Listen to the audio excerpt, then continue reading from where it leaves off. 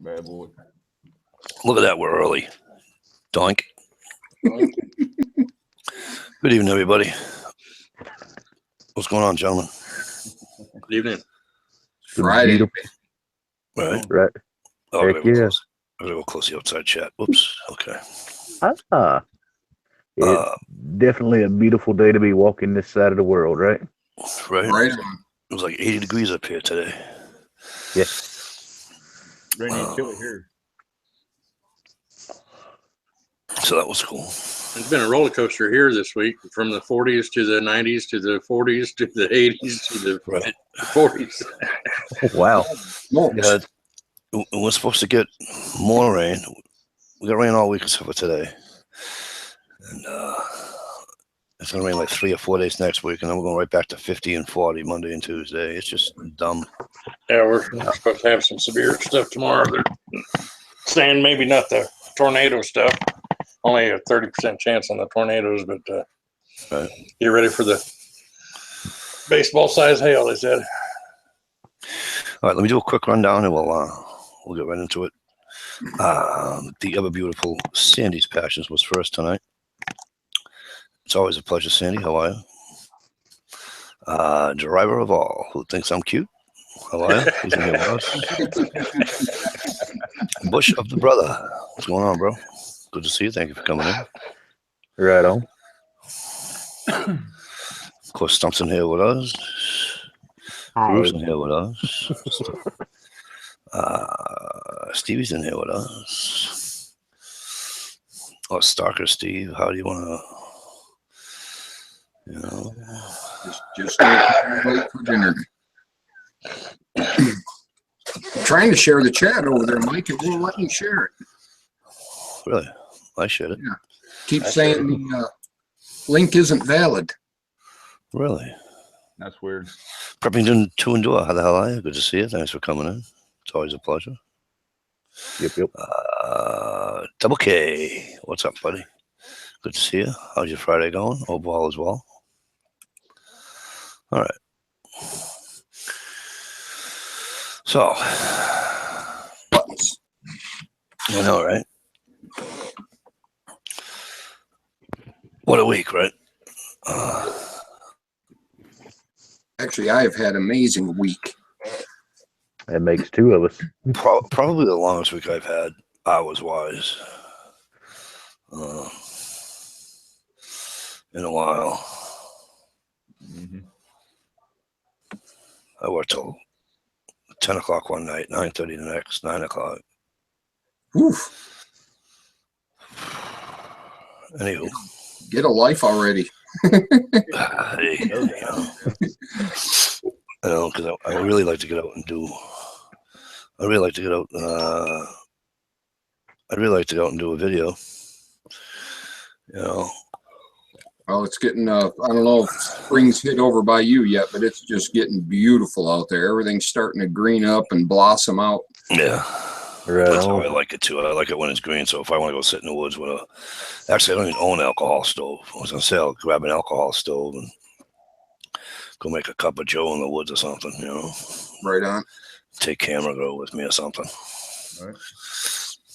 Sounds like a plan. Yeah, Heck yeah. Anyway, I'm glad to see these chats are still up. I heard through the grapevine, a couple of people were talking about it. And actually, I was messaged and asked if the chat says, I don't know, let me find out. So I got a hold of Michelle the other day, and I asked her if she heard anything about it. Let me, whoops, wrong one. Yeah, I hope they don't screw the pooch. Right on. Yeah, I mean, it's. Group, say something. Hey. Okay, I turned you up a little bit. Can you Okay. still hear me? Yeah, Travis, you're good, I think. Okay. I'm trying something different tonight. No, you're good. Ronnie Brown, how the hell are you? Good to see you. We pretty much skipped spring. Temperatures already in the upper 80s, hitting the low 90s over the weekend. That's awesome, Sandy, huh? Ooh. Yeah, double K, I do. I need a vacation. Yep. Great to see you, Brown. I know, Steve, you have a video out. I just got it in my feed. So I shall watch that tomorrow, as they say. Actually, you might be behind on 2 of my videos there, Mike. Am I really? And the first one might be more important than the second one. So just saying, little hint. All right, Ah, I'll go back. I'm sorry. I said it's been. I didn't even watch the one with Working Class Woodsman. He went trout fishing. Right on. It's all good, brother. I saw the picture of it. And I just went, "Oh, that asshole went fishing again." right? Rub it in. He's too funny. But then when he gets busy, forget about it. You don't see him or hear from him because he just gets balls to the wall. You know. Right. Oh yeah. But anywho,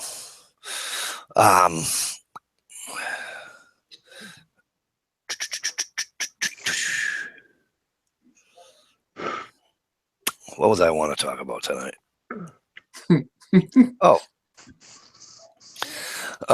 So because of my dumbass hours, I don't get to see a lot of chats anymore during the week. It kind of sucks. Driver's already busting a gut laughing. He knows right where I'm going. Wednesday nights. No, He knows right where I'm going. So apparently, I was on the receiving end of a ball breaking session on another chat. Apparently, I'm that popular, which I consider funny because I didn't think I was that popular. which one was this? There was a chat the other night. Hey, PG, what's going on? There was a chat the other night with my 2. One of a few of my favorite females on YouTube. Actually, with 2 of my favorite few females on YouTube. Is that the one that started like at 1 o'clock in the morning? Probably. I missed that one. Which is fine. Have at it. I wish I watched it so I could stick up for myself and give you signals back. You know. But do me a favor, will you? If you're gonna break my balls, at least be kind enough to shout out the Quagmire chat. You know, for those who may not, you know about it. You know. But anywho. Oh, and one more thing. ZPD, if you're listening, sir, no, I know Double K. I'm not that good, bro. I just wish I was there to hear it. You know, I like being able to defend myself. You know, or at least break balls back. You know. Yeah, and the whole thing of not shutting out the Quagmire in the process. That's kind of like prison raping somebody, not having a common courtesy to give them a reach around. It's kind of fucked up. Right. ZPD, if you are listening, I need you to do me a favor. Can you message me on YouTube again? Because I replied to your message that I just got today because I'm not on YouTube. So if you could do that, it is more fun when you give it back. You're right. But see, here's the problem I have, Double K. You bring up a great point, bro. Double K, here's the trouble I run into, brother. It seems as if when I give it back, Mikey's in a bad mood. Why are your pants in a bunch? Or, whatever. And So I don't get it. So I give it back, and Mikey's in a bad mood. No, Mikey's giving it back.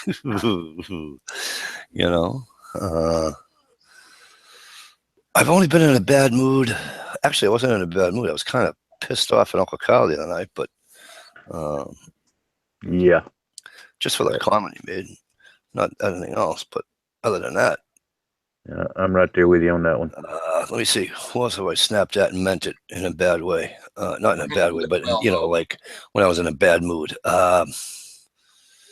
What's his name there? Saint. I was. But other than that, I'm just plugging away, Yeah, you do double K. You got to be careful because it's like, you say one thing. You know how women are. They take it the wrong way, and then it's, then it's on Facebook, and then it's instant messages back and forth. Do you believe Micah D said this to me? Yeah. You know how that goes. Yeah, you're right. Women, don't forget double K. That's the whole problem. Well, You bad mouth me all the time to feel better. Ha ha ha! Get in here. You got any time on your hands, brother? I wouldn't say it's a matter of they don't forget. It's just they don't forget the parts that make them look right. Welcome once again to the Quagmire Wyndham Woodcraft. How have you been, my friend? It's great to see you. I wish you were here last week too, bud. We had Daryl here. Yep.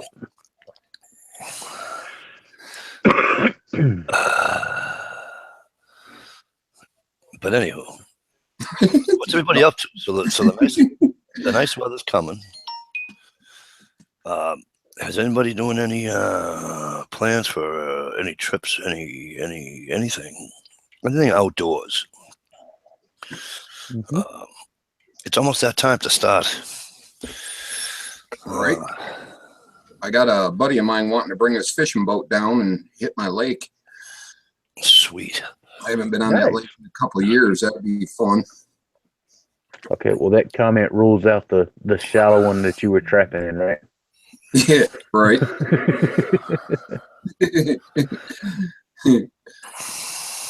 Yeah, that's the first time I touch that lake in years, and it's weird.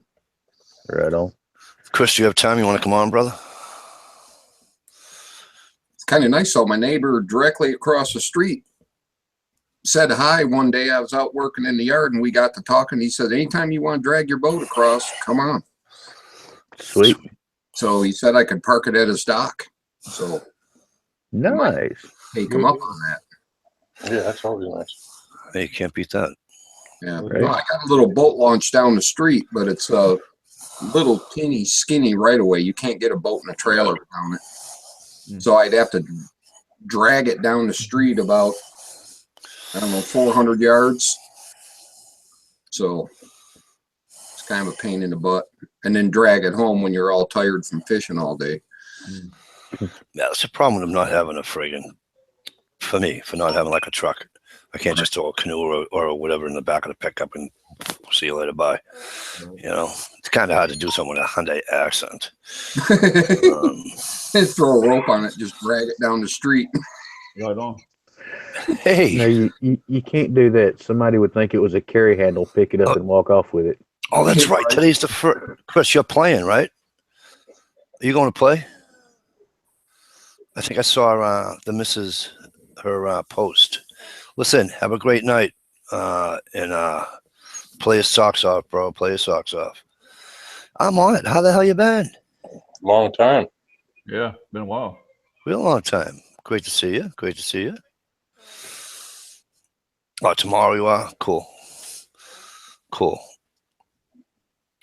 Well, bro, thanks for stopping. Much appreciated. You know that. Rocking out in Lewiston. I love that town. Nice. I'll be up in Lewiston on Thursday, my friend. Next Thursday. Nice little town in Maine.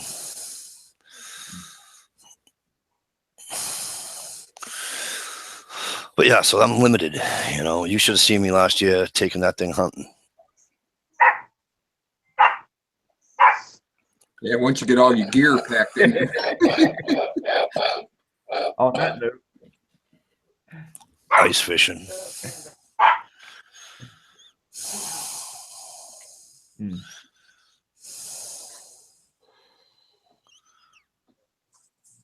Well, I've had an awesome week this week.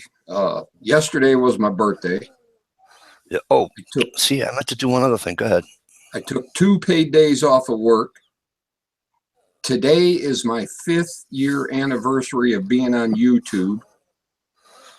Right. And I hit 400 subscribers. cool. That's freaking pizza. First of all, happy birthday to you again. Thank you, sir. Good to see that. Good to see that we have all the senior citizens that we can gather on the Quagmire.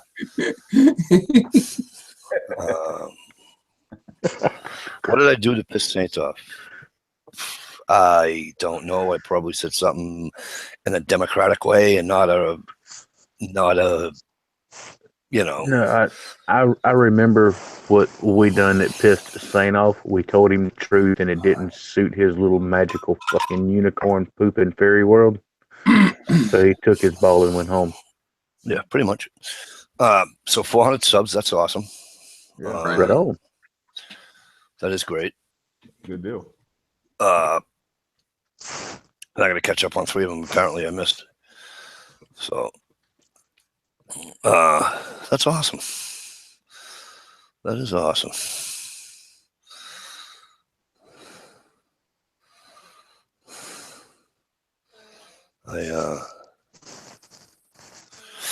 I'm gonna try my damnedest to meet up with working class woodsmen and go turkey hunting. I have a plan B, but if I can, so.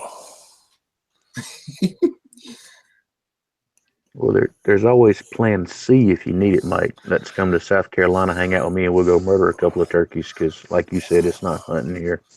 Right. Hey, yes, how the hell are you? Great to see you. Thank you for coming in. Steve, I knew I was getting close. I just looked at mine. I've got 395. Woohoo! Awesome. Right on. This is so cool. You know, the YouTube that I remember watching one of Stump's videos. And I'm not gonna pretend to tell you that I remember which one it was or how long ago it was or anything like that. All I know, I didn't know if it was a trailer video or if it was just a video, because when I was watching them, I didn't know what trailer videos were. He was standing in front of the pond. That was. And he said, you know, he was talking and said, you might see a little bit of this. And he had the 9 in his hand and he lets him go. And I said, I like that. Now, again, I'm not going to pretend that I know how long ago that was. A long time ago. I don't think I've actually done a video in near 2 years. Yeah, and it's like Wind and Woodcraft, right?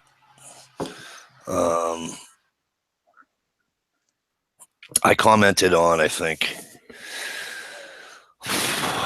whose video was it? It might have been either, what's his name there? Real Big Monkey. Oh, Dave. Oh, yeah. Or it might have been one of Mike and Josie's, either or. But I commented, and back then, if you highlighted, well, how did it go? If you highlighted or did some symbol or something, it would be like, you know, that person would get it. And so when he thanked me for watching this video, I went and saw the comment, and then I saw this icon that said Wyndham Woodcraft on. I said, Wyndham, I know Wyndham. And I said, Jesus, I wonder if, because, you know, back then I thought I was, you know, what do you call it? Unique. Because I never seen anybody from Massachusetts on there or New Hampshire or anything like that, you know. Anyways, make a long story short, I clicked on his channel. And that went from there, you know. Who was your very first sub? What's that? Who was your very first person you subbed to? Who was the very first person that I subbed to?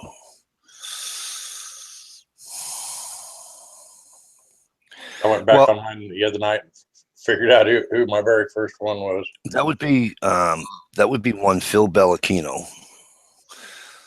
He was Guido's Guitar Lounge back then, because I think I said this last week, so if I did, I apologize for repeating myself. I've been on YouTube since 2008. He actually set up my YouTube page, you know, when you could do all the funny stuff and all that with it, you know? Yeah.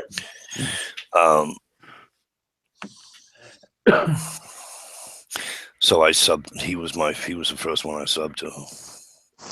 Now, coming into times of when I'm really using YouTube, geez, I don't even know.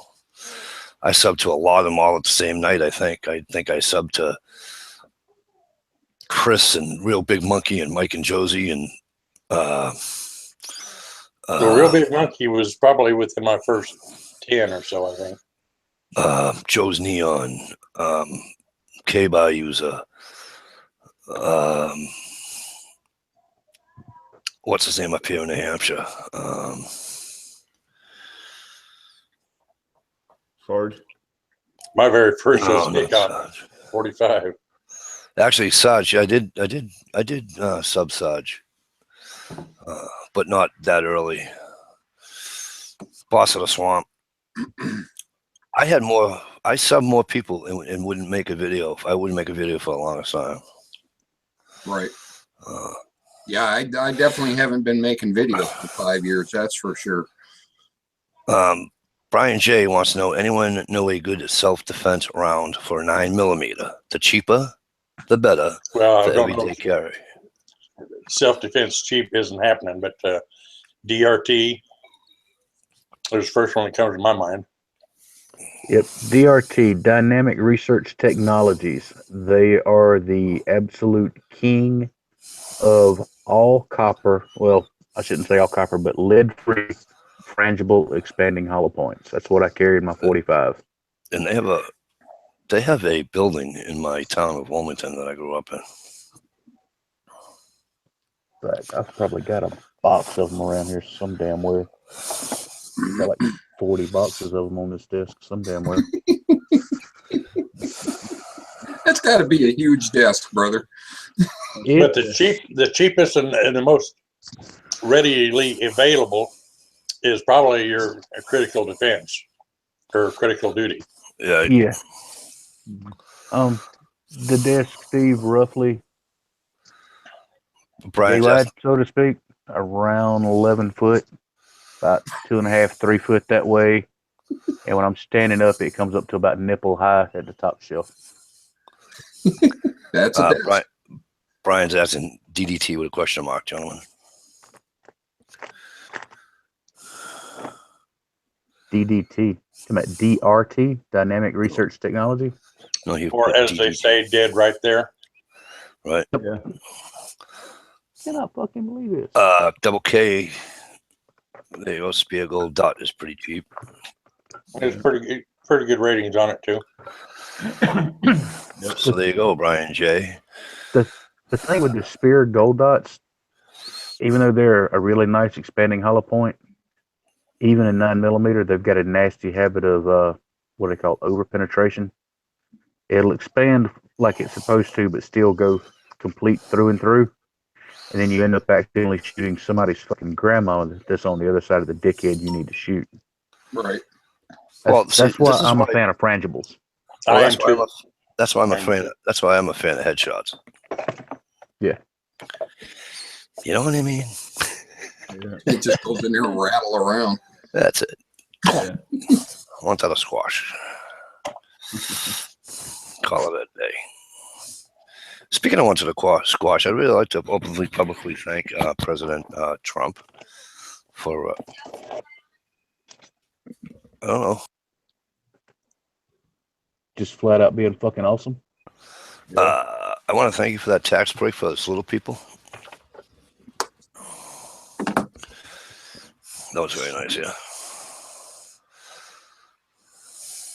Right. Double K says Spear is the #1. I know you can't read that stump, so I'm going to read it to you.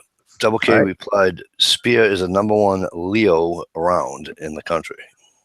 Yeah.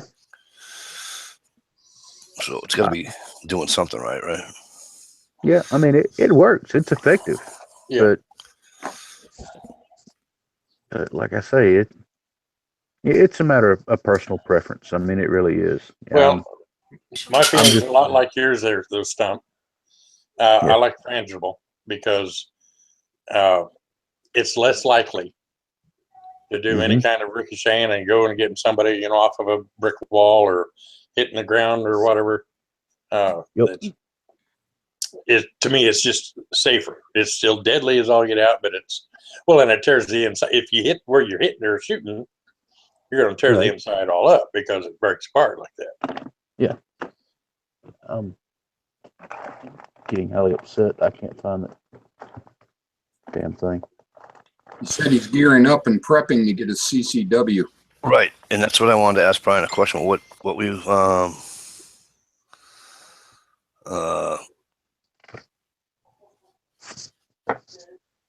what do you want? Obviously, it's a 9, duh.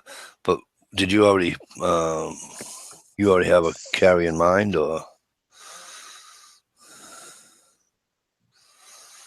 Yeah, there's a whole lot of them out there too. Yeah, that's what I mean. Yeah, you talk about decisions. Yeah.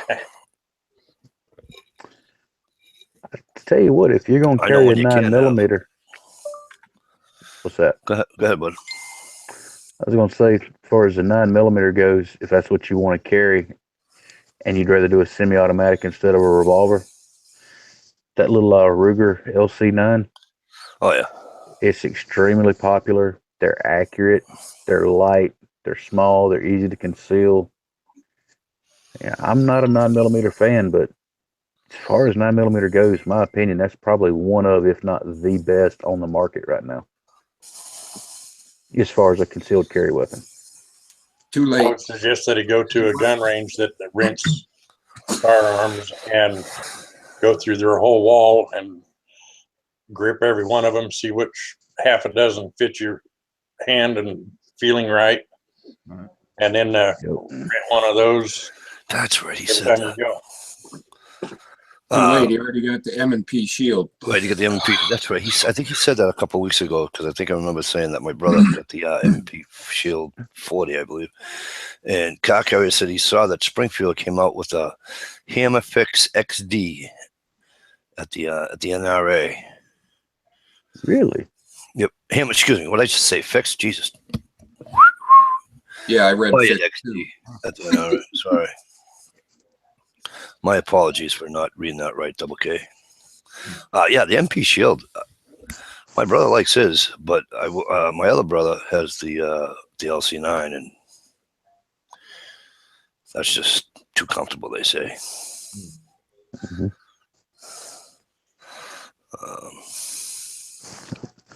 Now, one of the guys I work with, he carries a shield, but it's in 40. I'm gonna be honest that's with the one you. my brother's got. I'm gonna be honest with you. That thing, you put it in your hand, man. The ergonomics, whatever the hell you call it, the damn thing just fits your hand regardless of the size of your hand. I mean, it's Right. it's a really nice gun to shoot. To a single stack. Want to say it's a double. But the designers know what the hell they're doing. Yeah. Some I of mean, them, obviously. there are a few fails out there, but Yeah.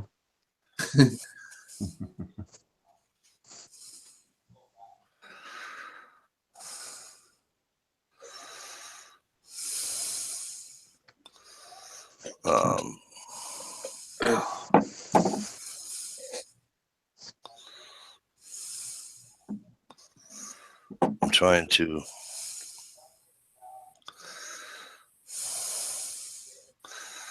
get driver's answer for him. All right, driver. What's that? Actually, that's not bad. The M&P 9 Shield, right? It's $449.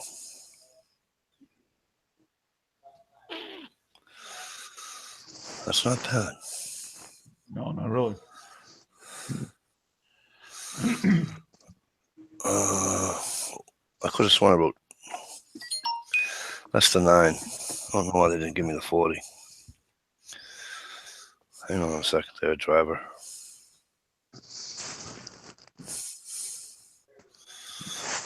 Brian said the 9 is a single stack on that M&P. The 9 is a single stack. Oh, okay. That's what I was just trying to go find out for a driver because he asked the question, so I was just going to try to find out for him.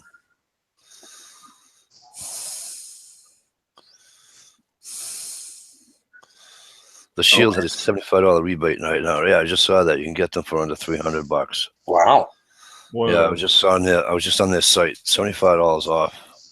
And what did I say, $449 or what the hell it was? That was just suggested retail, so that comes down. Right. Yeah. Now, is that just for the 9, or is that for the 40 also, or what? That was I don't have a 40, and I sure need to pick one up one day. M&P Smith & Wesson. Hang on. Browse firearms. Pistols. Oh, that's cute. That's chrome. I like that. Stainless, whatever you guys call it. I call it chrome. 9. 40. All the same. 40 S&W. Okay. Love you, Ben. The 40 is $489. Driver. All right. But that does look like a cool gun, though. That little shield would be snappy in 40. Yeah, I mean it. Yep. It looks like is that what do you call it on that trigger? By the way, like the Glocks. Is that one of those? Yeah, the weird flapper thing. Yeah. Okay. The basically useless safety device. Pretty much. Very quick, very cheap, very simple to swap out. Right. That's awesome, Brian J. I'm happy for you. I'm glad that people are being able to go out and buy their gun, whatever else. Doesn't have to be a gun, but the only advantage this conversation it is. Right. The only advantage I can see to that split trigger is maybe preventing discharge if you like slammed it into a holster with the tight retention on it, right in the trigger guard. I haven't shot a shield yet, so somebody can help a dummy out. Little and fat. Is that like a double click? No. Is that what that is, Steve? Mm-hmm. No, that's supposed to prevent accidentally brushing the trigger and making the gun go off. So, no matter what it's set, no matter what the trigger's set at, it's just a regular squeeze. Right. It's not, regular full. You don't have to do nothing like that bullshit. Nope. It just looks that it just looks funny the way it's set. You know what I mean? It's just.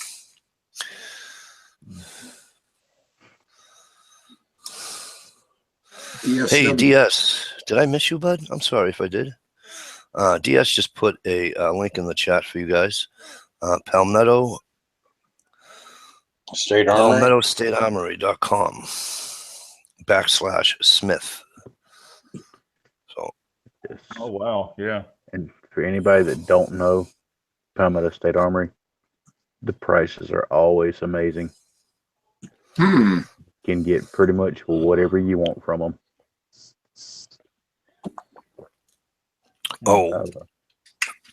This reminds me, and I have to say something way off topic. So I'm not. It's going to take 5 seconds, I promise.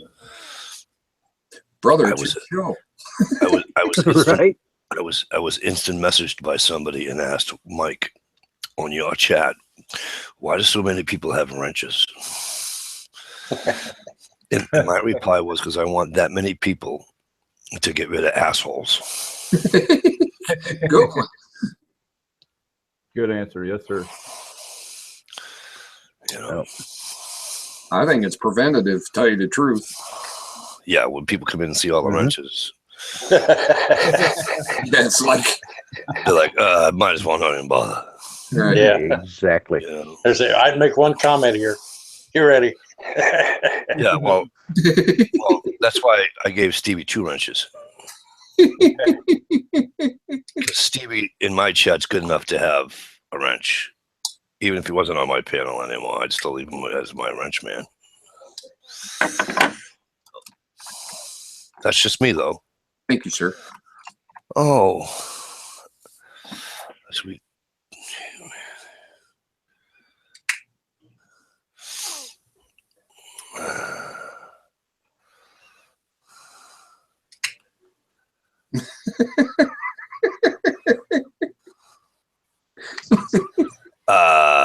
Double K, I gave you one last 2 weeks ago, I think. You people. In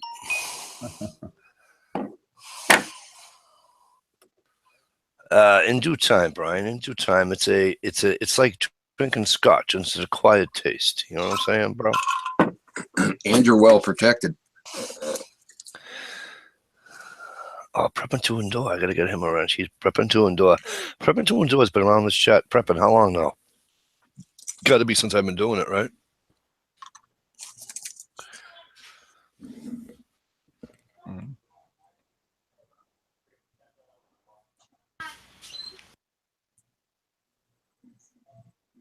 Sorry about the silence, guys. I'm just saying hello to my daughter that just walked through the door.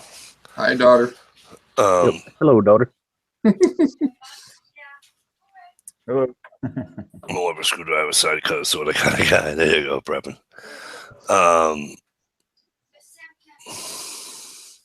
Yeah, off and on for a few years. I thought so, Prep. I normally say this and I totally forgot. So like Brian, if in anybody that's not new, but check everybody's channels out. And I'm not saying that you have to go sub people up because that's not my thing to tell you to do. You know, you sub who you want to sub. We're all grown ass adults here. But just check them out anyways. If you like their content. Are you talking to me? If you like their content, give them a sub. You know what I mean? All right, because that's how this thing works. You know.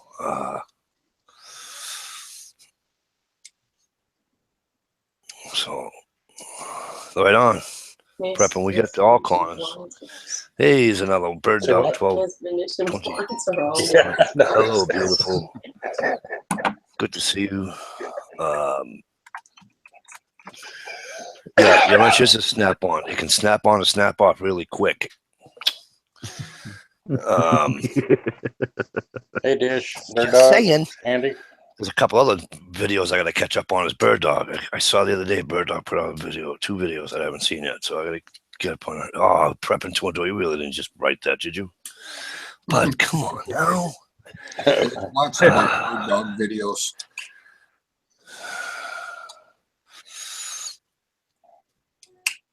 Yeah, my wife just came in and looked at the So you screen. don't? I'm sorry, Joe. Go ahead, buddy. My wife just stepped in and looked down at the screen. You were talking. She said, "Why don't you tell him that his blinds are crooked?" Oh, Yeah, the piece on 'cause the I don't- bottom's on angle. I don't have the energy to stand and fix it, fella. I was just thinking, she'd catch it in a minute. Take it, bitch. Isn't that what I'm supposed to be saying to you? I don't know. I'm just asking. And that's what Dish told me to do. Take it, bitch. Wow. Yeah.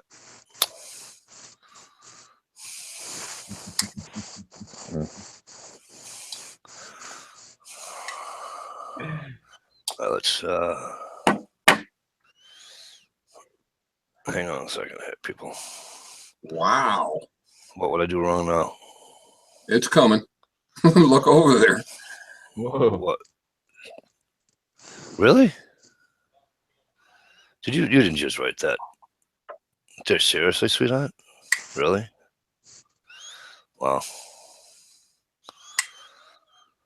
Well, Apparently.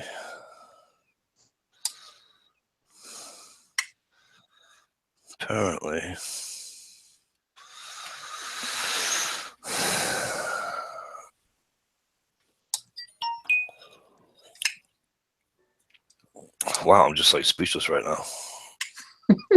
I'm gonna go in the corner and cry.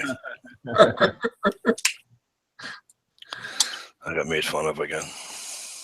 But still. I can't take it anymore. So driver, please tell the missus that I am totally ass lazy right now. And when I have the energy to stand up and go have a cigarette, I will fix that.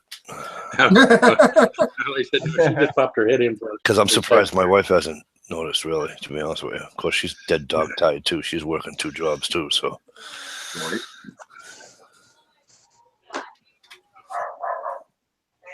At least it was in a good way.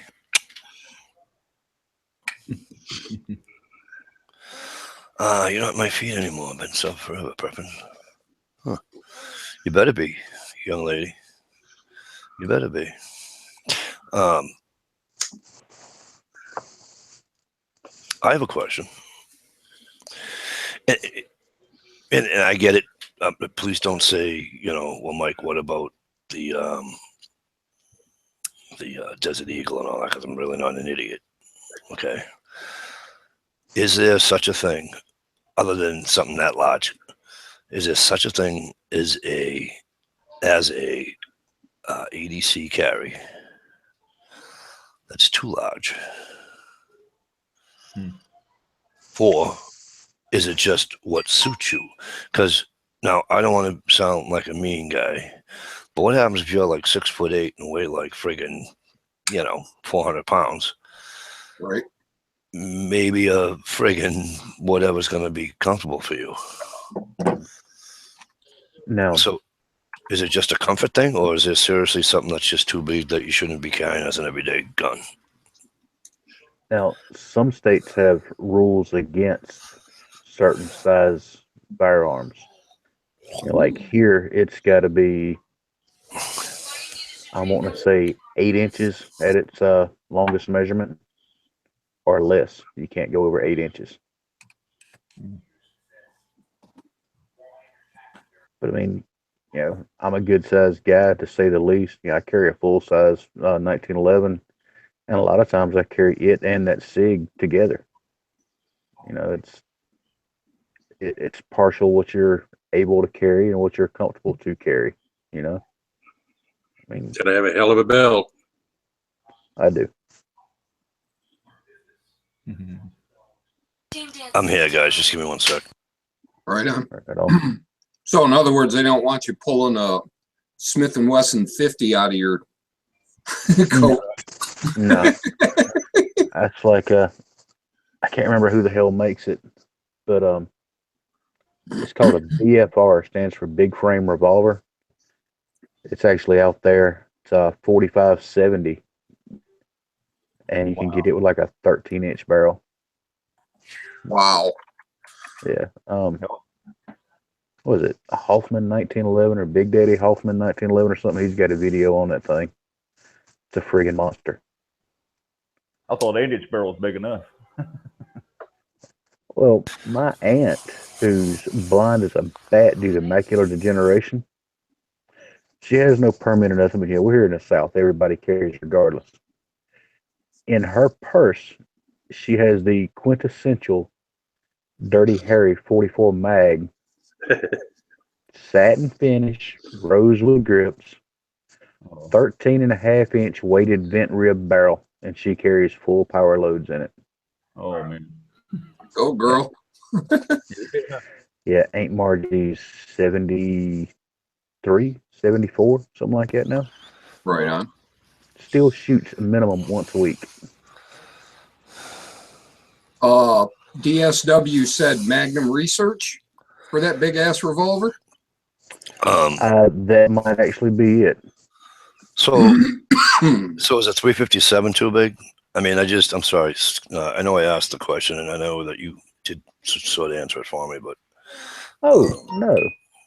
So is it a There's size thing or is it a law thing? Is it a velocity type powerful two power? You know what I'm saying? I mean, a lot of folks carry a 357 wheel gun. You know, a little like a 3-4 inch barrel, something like that. Yeah. Yeah. Love those. Yeah. Yeah. I've actually considered getting one. Prepping to endure. You're welcome. You have earned it. And PG, you have one also. Cool.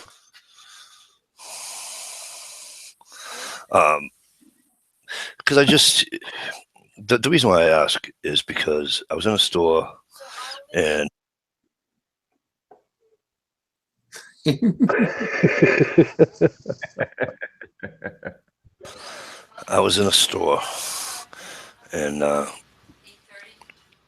wish I knew what kind of gun it was, but I'm gonna tell you something.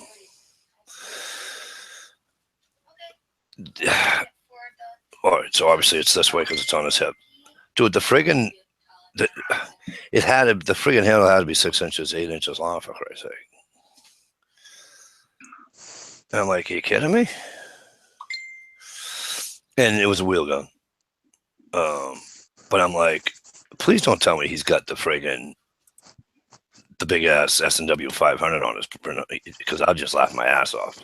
You know, I would just bust it a gut if I saw it. I would just laughed and laughed and laughed. Yeah. And, you know, But, another thing to consider on that note, you know, if you're carrying concealed or if your state lets you open carry, the longer the barrel is, the longer it's going to take you to clear leather on that sumbitch, you know? Right. oh, absolutely. You know that. I'd have to send it right down to Mr. Tolley. Yeah. Yeah, you got some great big, 13-inch barrel ordeal versus even a 6-inch. Who do you think's going to get that pistol out of a holster and on target quicker? The dude with the short barrel or the dude that's trying to hit, artillery type shit 5 miles away? Right on. And plus, how many times you going to snag it on the way out? Right. Yeah. Exactly. Right. Trying to hurry. I'll tell you what, though. They are kind of cool to look at, though. With the long barrel and shit. They are kind of cool to look at. I mean, something like that, it's a cool gun, but it's really not a carry gun. And if it's you're going to carry, and if you're going to do the revolver thing, shorter barrel, 4 inches or less. Revolvers with short barrels typically tend to have a really, really tall, sometimes overly pronounced front sight. Right. That can be a pain in the ass. Yeah. What, for getting caught on your holster? Or Yeah, actually drawing it. Right. Yeah, it can snag. That big ass front sight can actually hook part of your belt sometimes, or your overshirt, or your t-shirt if you don't get it out of the way well enough when you draw it. Yeah. But on the opposite side of that, Mhm. isn't that raised front sight a good thing? Yeah, because Other than what you were just saying, which well, the reason you're for 100% that, your shorter barreled revolvers are naturally going to shoot high as hell. Right. I mean, I've seen them, even with that really high front sight, I've seen them as short as 10 yards shoot 1.5 to 2 foot high. Ouch. Yeah.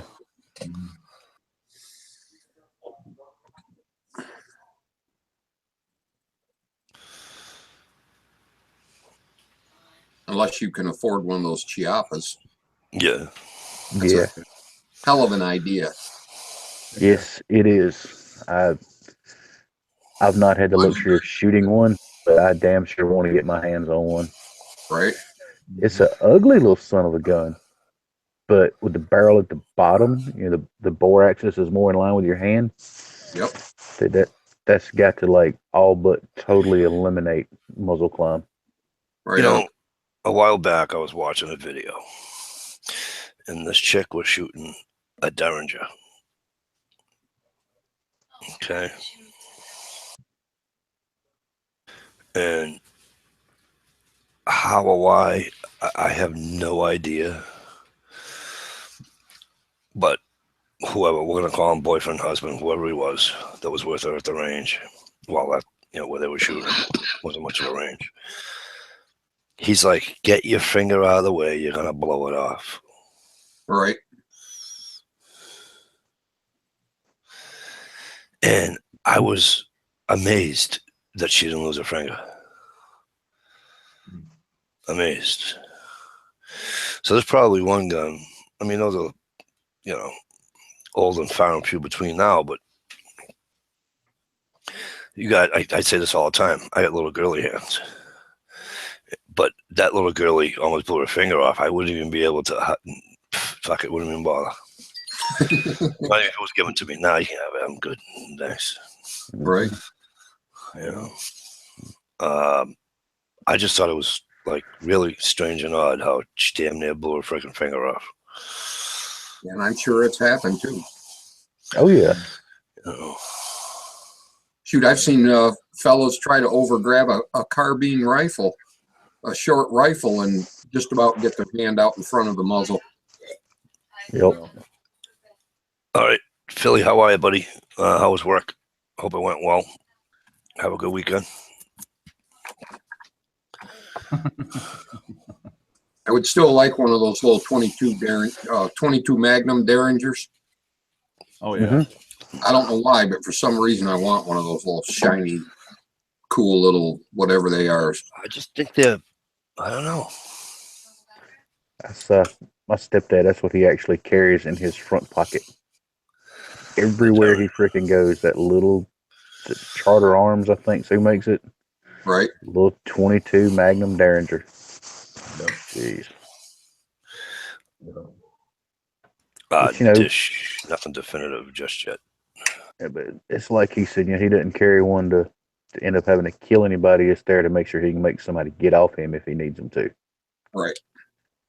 It stands to reason, but if I feel like I need to shoot you, I want to make sure I fucking shoot you. Well, yeah. I mean, it's like, you're not going to want to, kind of be like shooting somebody at 80 yards of birdshot. You know what I mean? Right. It's kind of like, hi. 22 mag, they're going to die, but it's going to take a while. Absolutely. But I'm just saying, especially up close and personal, kind of a gut shot ordeal. It starts bouncing around through all the intestinal tract.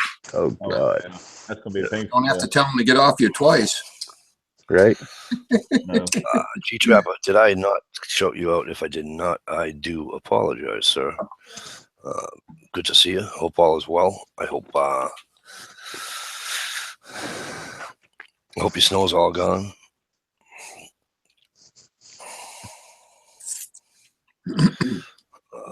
Dish, nothing definitive, but I have a plan B in case I don't go with Ed. Cool. Let me ask somebody that you guys know about that at that website. And What's that driver? Which one? I don't know. Palmetto? Yeah, Okay, yeah. Go ahead. they've got the SD9, whatever the BE means, with the 4-inch barrel for $259.99, and it's Really? a 16.1 capacity, where the M&P is only a 7. Right. Yep. I can't have the 16. However, for those that can,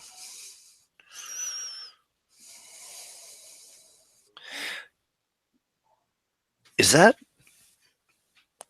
when you on a 16 capacity over a 7?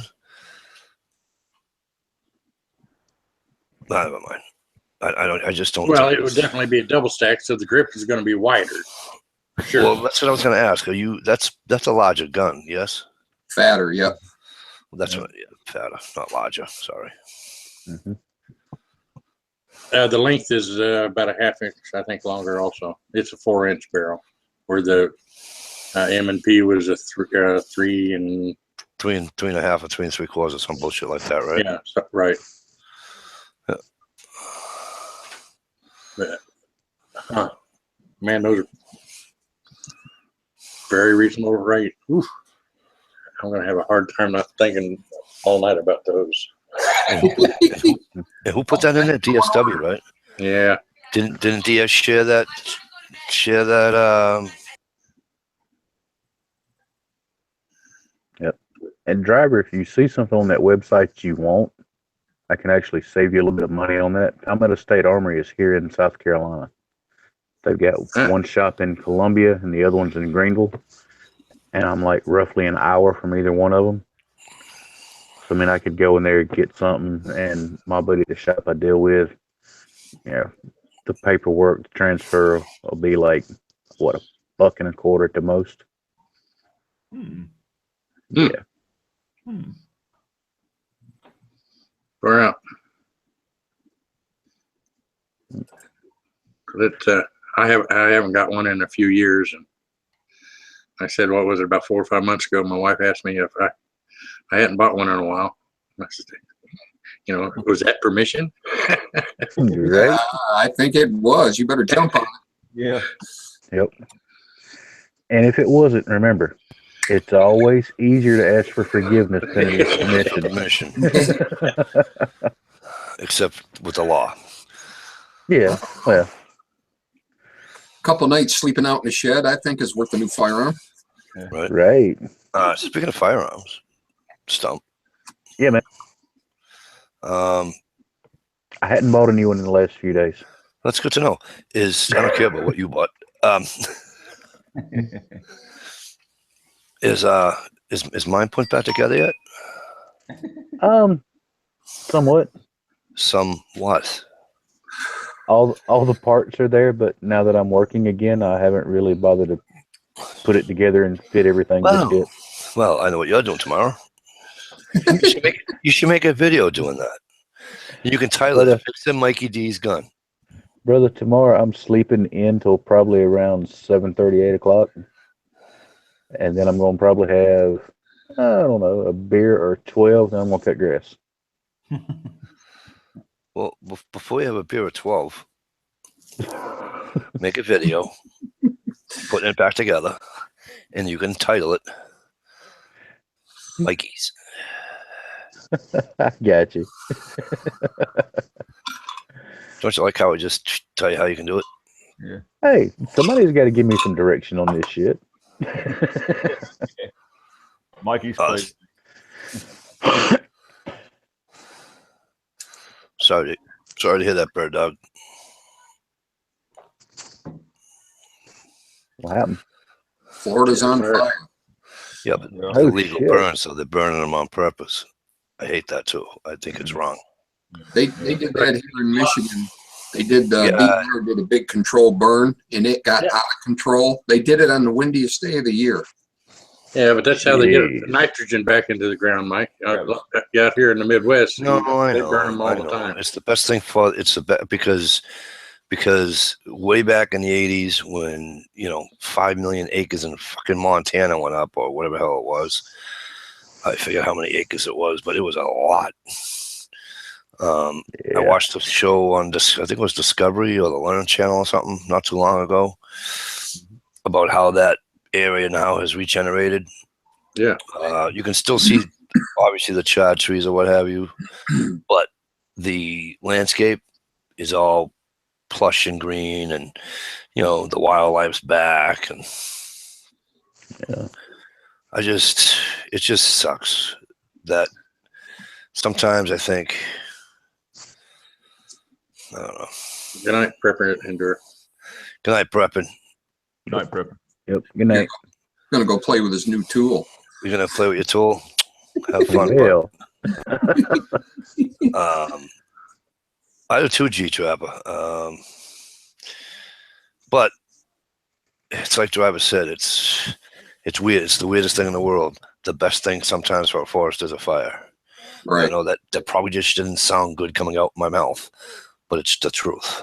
Yeah. Yeah. Well, I mean, it gets rid of all the underbrush, so, Yeah.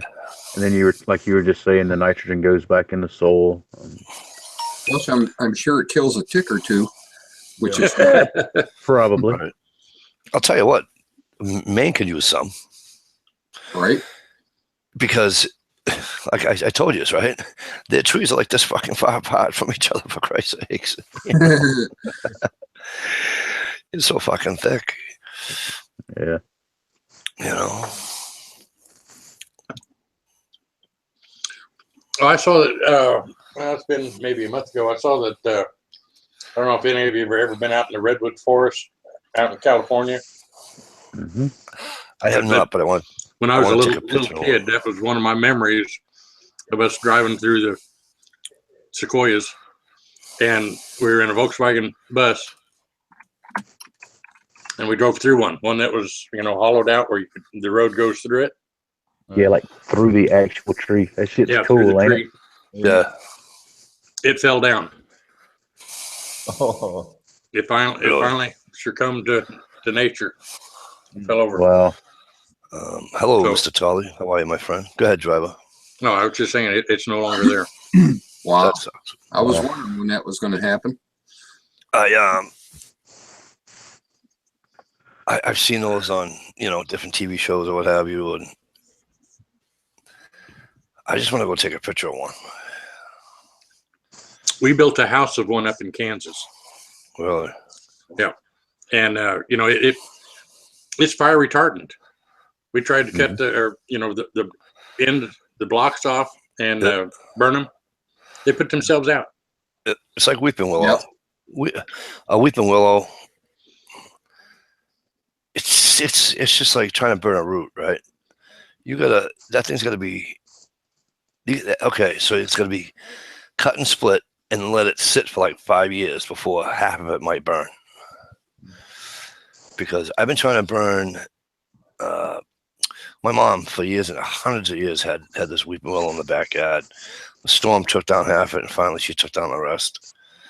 And I'm serious. My brother has tried and tried and tried to burn, and he's got some shit that's been sitting for 2 years. And yeah, it'll char the outside, and but the whole thing will not burn. Right. Yeah. It's the weirdest thing. wow. Yeah. I wish we still had that house, or my family would have never gotten rid of it. But because, like I said, that was actual sequoia redwood, and you can't buy it to build or anything like that anymore. And this was, I guess we built that house in the mid to late '60s, and I mean it was a monster. We could put 10 Volkswagens in the garage. That's when my old man had a Volkswagen dealership up there. Nice. It was a monster log cabin. I mean, well, similar to the one you remember on Bonanza, Yeah. their house, with the Love big that house. coping I want a house just like and it. everything. Ours was a whole lot like that, but it wasn't round logs. It was squared beams. I want that same exact house. Say it all the time.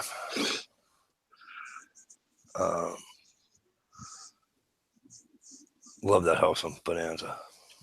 I like the layout, Yep. the whole nine.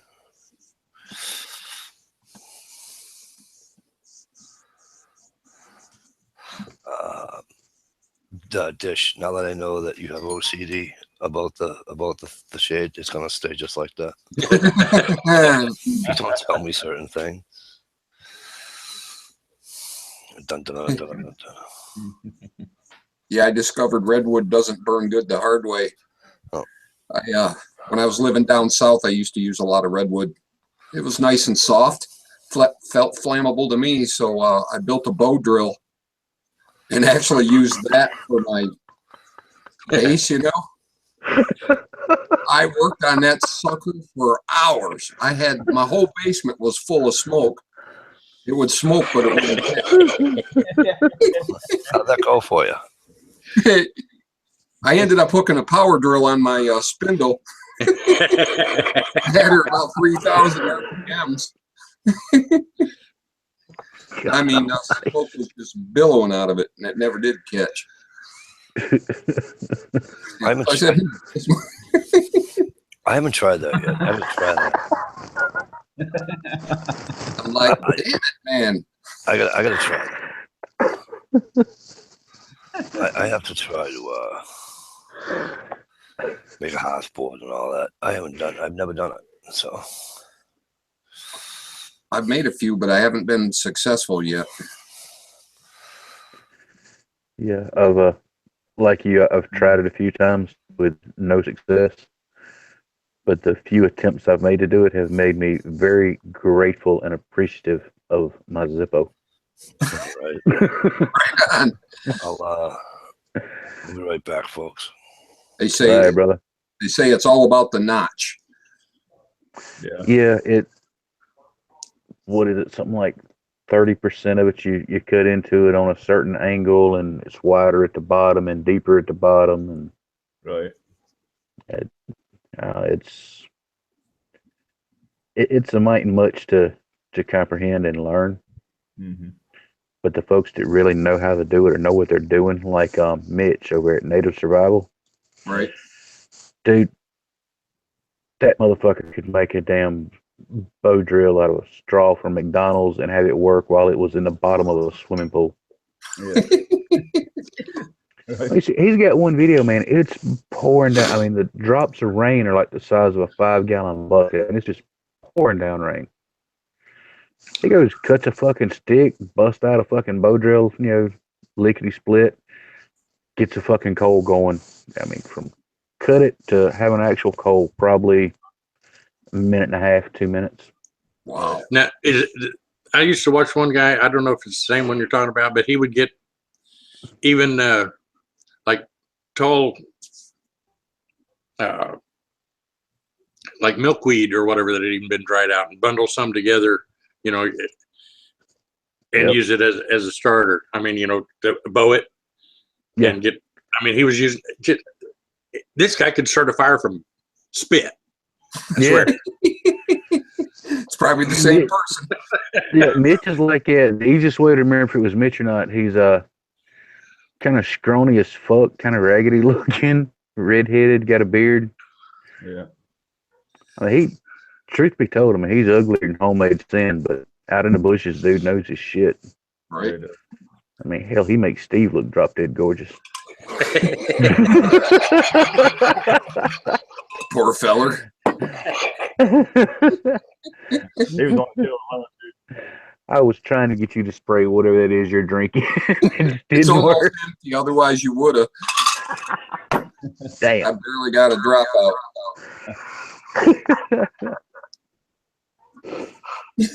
Well, That's interesting. Bow drill. That might be on the game plan for this weekend. Yeah. And hand drill, forget it. Forget the hand drill. if you're going to try the hand drill, there's I've always heard it called the Aboriginal method. Piece of paracord. I mean, they do it with rawhide. Mm-hmm. Right. Make it 2 loops, piece about 8 inches to a foot long between the 2 loops. Notch the top of your spindle, and that way, as you're doing the downward pressure, instead of having to come all the way down and walk your hands back up, the loops go on your thumbs. So as you're going, you're continuously pulling down on it all the time. Oh, gotcha. Yeah. Yeah. Yeah, that makes a lot more sense. Yeah. Now, Sarge has got one, a video. He done it. I don't forget what it's called, but it was effective. I mean, he done it, made it look simple, but he warned everybody real plain and simple. It's probably the dumbest fucking way to go about it. Because the bearing block, you actually hold in your teeth or something, and it's a short spindle, so you're bent over, putting your body weight on it. So if the spindle breaks or you lose your grip, you're going to impale yourself in the throat with it. Nice. Yeah. Now, I've seen the Indian, in a book about Indian folklore and Indian lore and stuff, they use like a chin block. But still, you're going to get it up your nostril or... Yeah. Oh, yes. Welcome to the world before warning labels, back when thinning of the herd by natural selection was totally acceptable. Next. Who else wants to give it a try? Yep. Smartest one stays in the back. Right. That's the motherfucker that invented the Bic lighter.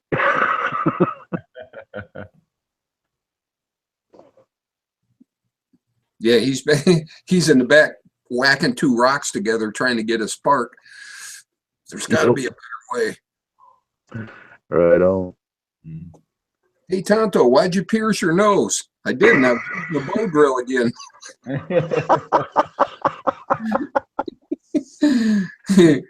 Damn. That's Hey, why I that prefer might catch on. film. So that's why Lot easier.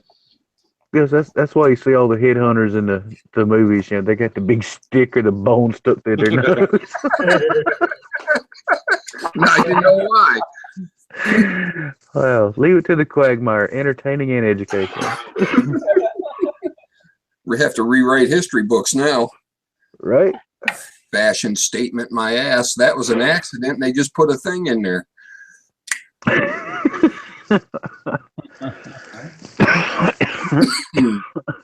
Wow. Yeah.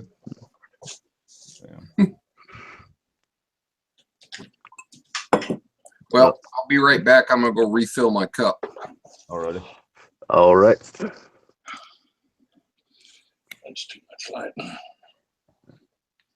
Driver, something happened to me today, and I actually thought about you while I was at work. What's that? I was bringing the 18 speed back home, and I literally just got tired of shifting gears. So I forgot to think about it just a little bit. And we've all done it, you know, especially drivers that have been around for a while. And they, you know, the old drivers always show the new guys skipping gears. Oh yeah. I promise you, with 1100 plus horsepower, you can turn an 18 speed into a 3-speed. I don't know if I was taking it that far, but I mean, that sounds like you looked at just a little bit there, Stump. I looked over in the mirrors, and the trail behind me looked like a locomotive was on fire. Because, you know, the fuel's turned up pretty high on that truck anyway. It's got those, what are they, 16, either 18-inch Dynaflex stacks, no mufflers. Yeah, now, like I said, I skip every 2 or 3 all the time, but, you know, where it doesn't really lug it down at all. But, man, if you're skipping 4 at a time, 5 at a time. Yep. First time in my life, I was absolutely tired of shifting gears. I was disgusted with changing gears. Oh, yeah, when I've got out here in the Metroplex, get out there on the cotton picking, you know, in heavy ass traffic. Yep. You talk about getting your leg a workout. Yeah. That leg's only supposed to be used to stop and to go. And that, you know, Yep. not out on the highway. Man. Yes, sir. Alrighty. Sorry about that, gentlemen, and people in the chat. It's all good, brother. Yeah. I needed the. But what amazes me, I've had guys that have all kinds of experience, been driving for years, Tom. Yeah. And they'll look over at me like, you know, because it didn't grind, it didn't do nothing. It just, you know, try to just look at your RPM, if nothing else. Yeah. You know, it'll fall right in. Yep. And they figure it out. You don't even Not have just to. shifting up, but shifting down too. Thank you, Dish. Guys, can I interrupt for 1 sec? Did Mr. Tolley ever answer me on the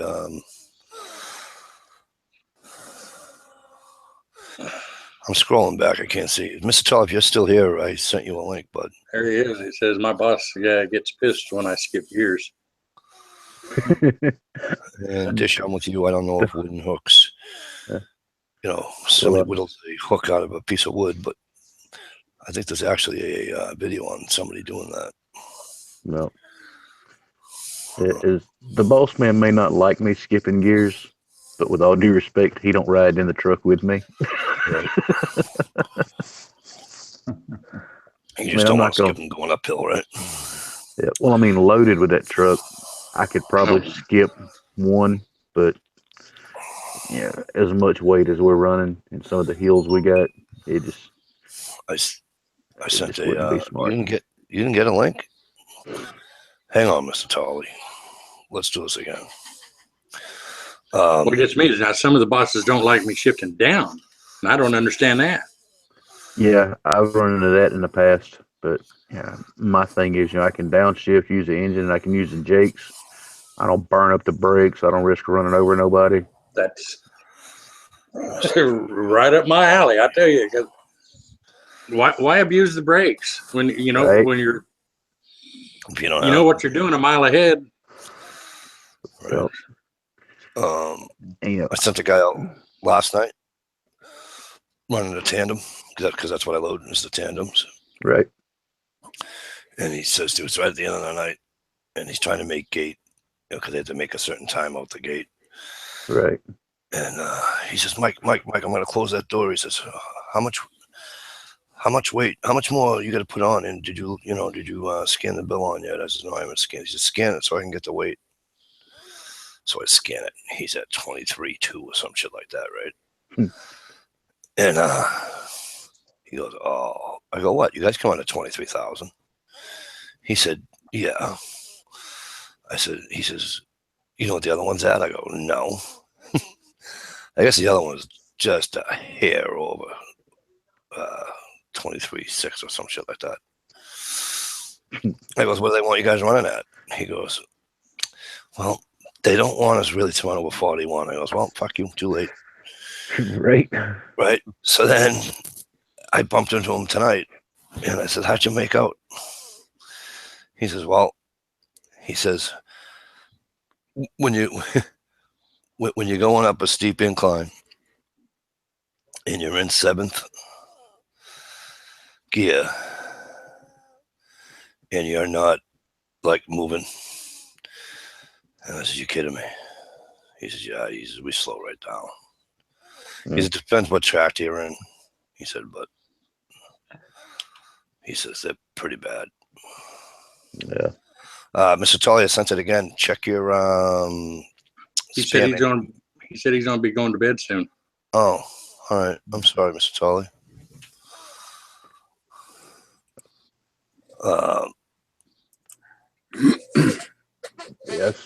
Yes, like today, my first trip, I went to the quarry, picked up stone slabs. When I crossed the scales down there, I mean, we had the permits and everything. I mean, we were legal doing it. But I crossed the scales with that stretch trailer hollow slabs at 162,000. I did that for Mrs. Driver of All, by the way. Fix those blinds. How many sets of tandems do you have on that? 2. Well, one set of 2. That's dump. Oh, I thought you said I'm sorry. the truck I was using today, it's got 2 steer axles, 2 drives, 4 drops, and the trailer's got 6 axles on it. Okay. But some of those hills, that big ass motor and that 18 speed, there was a couple spots, and they weren't really steep hills. I mean, they were hills, they were just really long. There was a few places where I was doing to get 20 mile an hour. Yeah. And like I say, that thing's got over 1,100 horses. I mean, it's built to pull really heavy shit.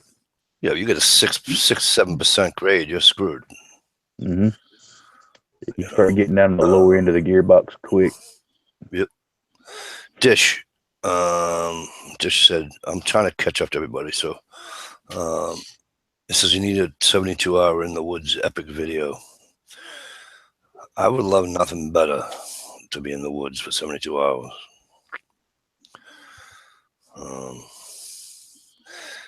I just got to find 72 hours to do it in.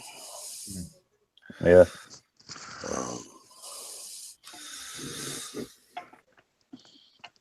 Because then maybe I could do what Stevie's did it, and I can make my half board and all that, and I can try all that shit,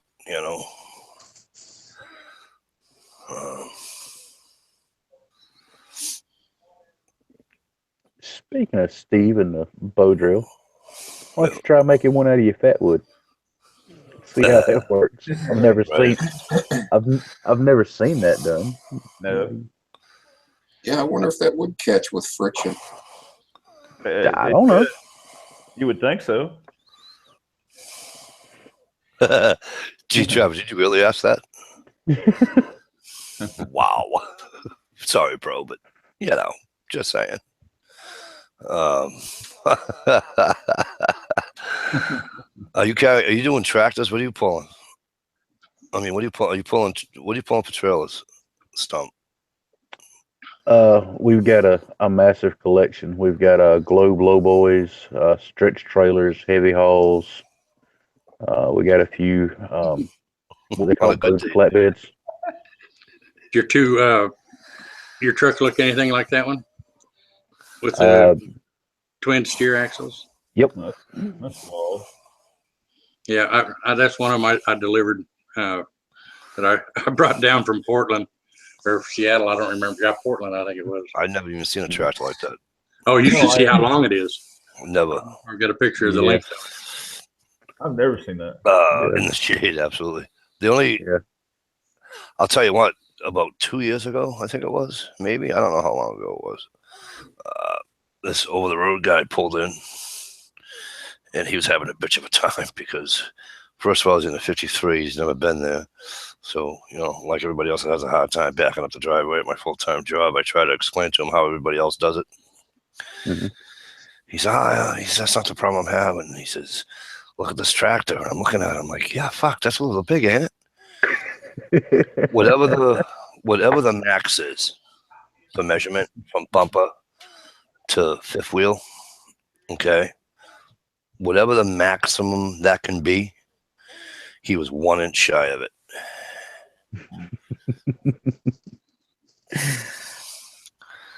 We've got one out there at the shop. It very rarely gets used. And the truck's been nicknamed Stretch. Wheelbase. This is no shit. The wheelbase with some bitch is 700 inches. Yeah. Yeah, this is it stretched out. I mean, not stretched out. That's it. But now I had to pull it up and get ready to stack 3 more trucks on the back of this thing. I was pretty freaking long myself. You had a damn road train's what you had. Well, when you're auto truck, you know, I mean, that's the way the transporters do them. You know, you usually stack up 3. Right. You stack 3 high. Yep. And but that was the pull unit. Wow. Yep. You had a couple 3 drop axles on that, and you pretty much got what I was in for the bulk of the day. Do you guys tandem 48 footers or 53 footers? What, down here? No. Most all the tandems we see around here are like Pups. 20 something, 30 at the 25s. most. Yeah, they're 25. Yeah. Yeah, the little pups with the little dollies and people that can't back them up for shit. Right. But here in Mass, you can only double tandem. You can only on the 48s or 53s, whatever they are, you can only do that on a Mass Turnpike, which is I-90. Right. Excuse me, Route 90, not I-90. There's two separate highways, which is Route 90. They won't let you do it anywhere else in the state. Oh, around here, you know, you'll occasionally see somebody pulling 3 of the little pups, but that's about it. I never seen more than 2 pups being pulled, but because around here it's like Double K will tell you, he knows that area. Double K, they leave here and they go to Newburgh, right into, you know, where FedEx is in Newburgh. You know, you go out 84 and you get into Connecticut, and the grades are just right.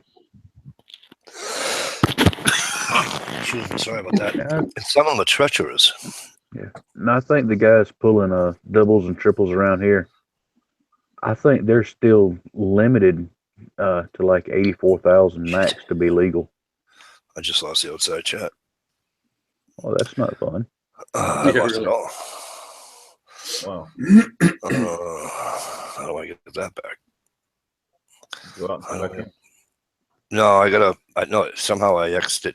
I have to Oh. actually open up another window and Ah, These are the ones that used to take up. You've heard of MRAPs? yep. These were MRAPs, and you know the seats are not even hooked to the floor. They are suspended. You know, from Yep. once they put the turret and everything else up on those things. Yeah, the seats are on a suspension system like the monster trucks, so that in the event of an IED, Yep, the saved a lot of lives. yep. Wow. Looks like a damn truck orgy. Yeah. right. Pretty much. But oddly enough, don't matter how long you leave them like that, you never get a new truck out of the deal.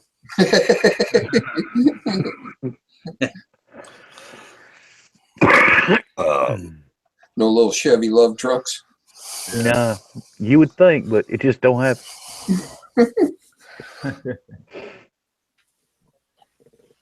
88,000 for our 34-foot end dumps. Really?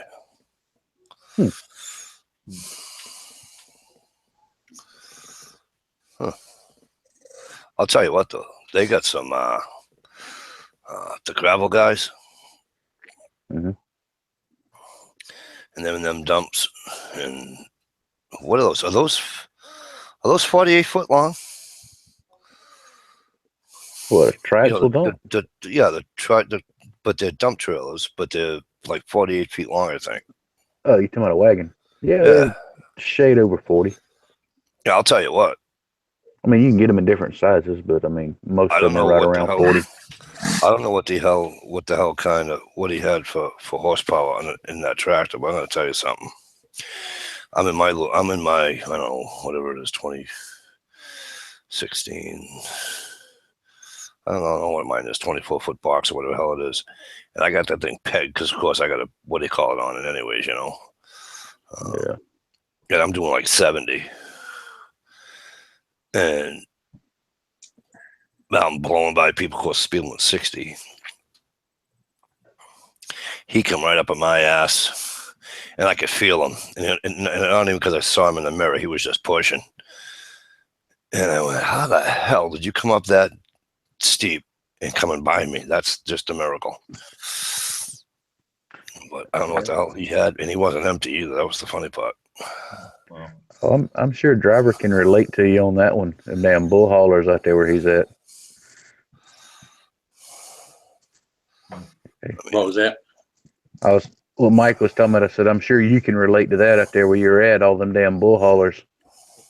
Oh yeah, with the chicken lights and God, yeah, huge motors, and man, they just mash on them and get gone. oh yeah, well especially out here in Texas, you get out there in the West Texas area, the speed limit's 80, and so they're going to be pushing anything over that.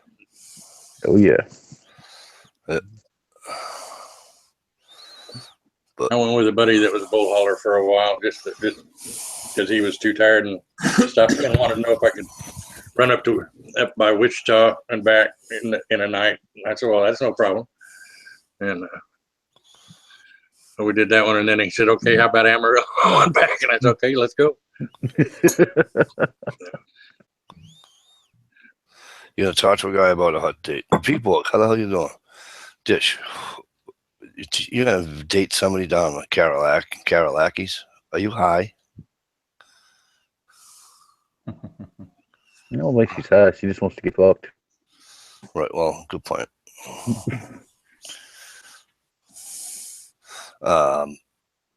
They call us plowboys down here in the South for a reason. Right. Just saying. Plowing the cotton field. I'm not gonna go there. Dry as the Sahara Desert. Hmm. No, but the Southern boys get the biggest fucking radios there are. Right. You damn right we do. Speaking of radios, I gotta get a radio so I can, when I get lost out in the woods, I can use it. In your vehicle, No. or just a little handheld? A little handheld. I can send Morse code or something. In the woods.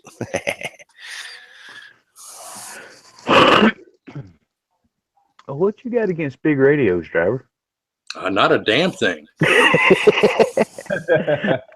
I was sitting here thinking, I seem to recall you fessing up to having a couple of big radios yourself. I do. And I was talking with a guy the other night, and he was debating whether to go ahead and get another Galaxy because of the power box on it. But I've been reading that it sounds like the Strikers are getting to be some of the best ones now. So Yeah, the chassis on those is rock solid, and the board is just there for straight out of the box. That's a badass radio. well, right now I'm running a Striker myself in my pickup now. Ever since my Galaxy 99 finally crapped out after about 25 years. I tell you what, you get a chance, check out a website, Radioactive Radios. Yep. Like- I think there's one out there. Is that out there? It's either North Carolina or South Carolina or Georgia, somewhere over in that area. I think they're in North Carolina. I'm not going to swear to that, though. And that's one where they'll go ahead and build it any way you want it and still have the guarantee. And Yeah, I mean, they charge you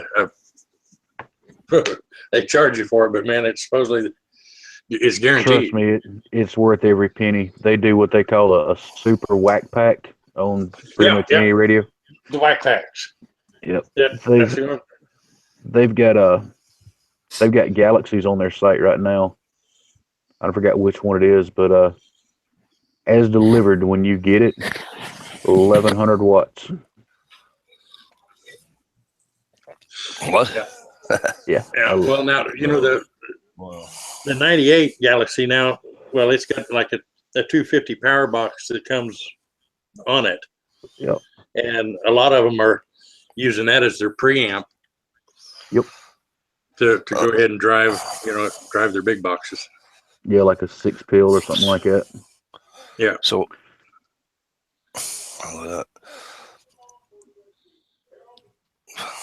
I've got an 8-peel. Is it 8-peel? Maybe it's a 6-peel. 800 watt 6-peel. Damn it, boy. Or an 8. I don't remember. I've had that thing for 17 years now.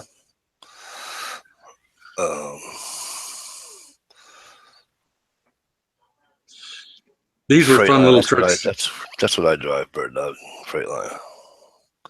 Freight shaker. Yeah, yeah, but I like it though. It's the biggest box we got. And it's comfortable as all fuck. Mine's just hard everything. There's no air in it or nothing. This one's got the air brakes. It's got the double armrest. It's you know what I mean. It's right on. It's really good. I love it.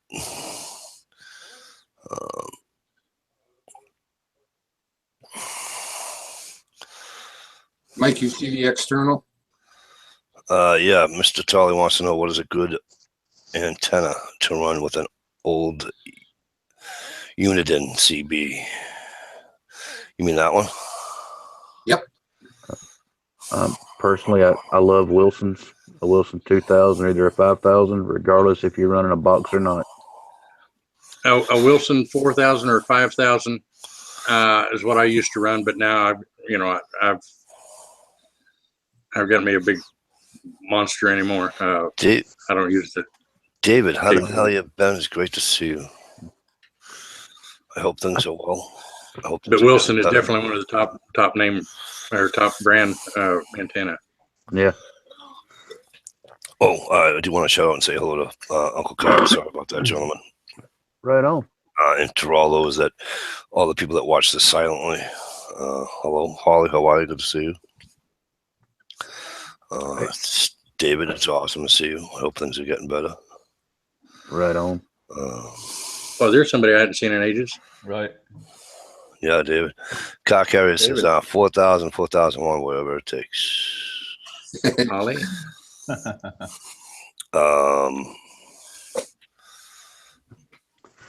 If Mr. Talley's not, if he's not running any kind of a kicker, he could probably get away with one of the Wilson Fire Sticks. I think they get up to like 750 watts is what they can handle.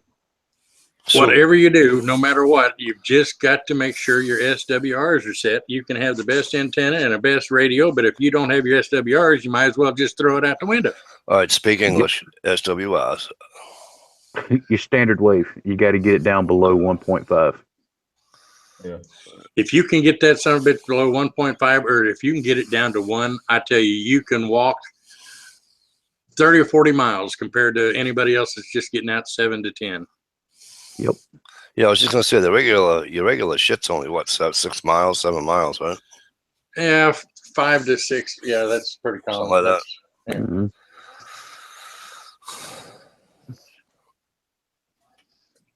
But like I said, your SWRs got to be set. Got to be set. Yep. Especially if you run, any kind of a box at all. The SWRs are high. All you're doing is cooking your radio. And your coax, you don't skimp on a coax either. Nope. It's, Bare minimum RG8. it's a setup just like your ED everyday carry. Yeah. You got to have the right holster, the right belt, the right ammunition. It's the same. Tolly says he's got no kicker. He thinks he says, I think I have my SWRs pretty good. So Well, you can pick up a little linear, 250 or 125 or something like that. Even Cobra makes them at probably 75 to 100 and a quarter. Yeah. dude, I remember I was going out to New York. Well, Rockland, New York. Rockland? Yeah, Rockland. It's part of White Plains, New York. And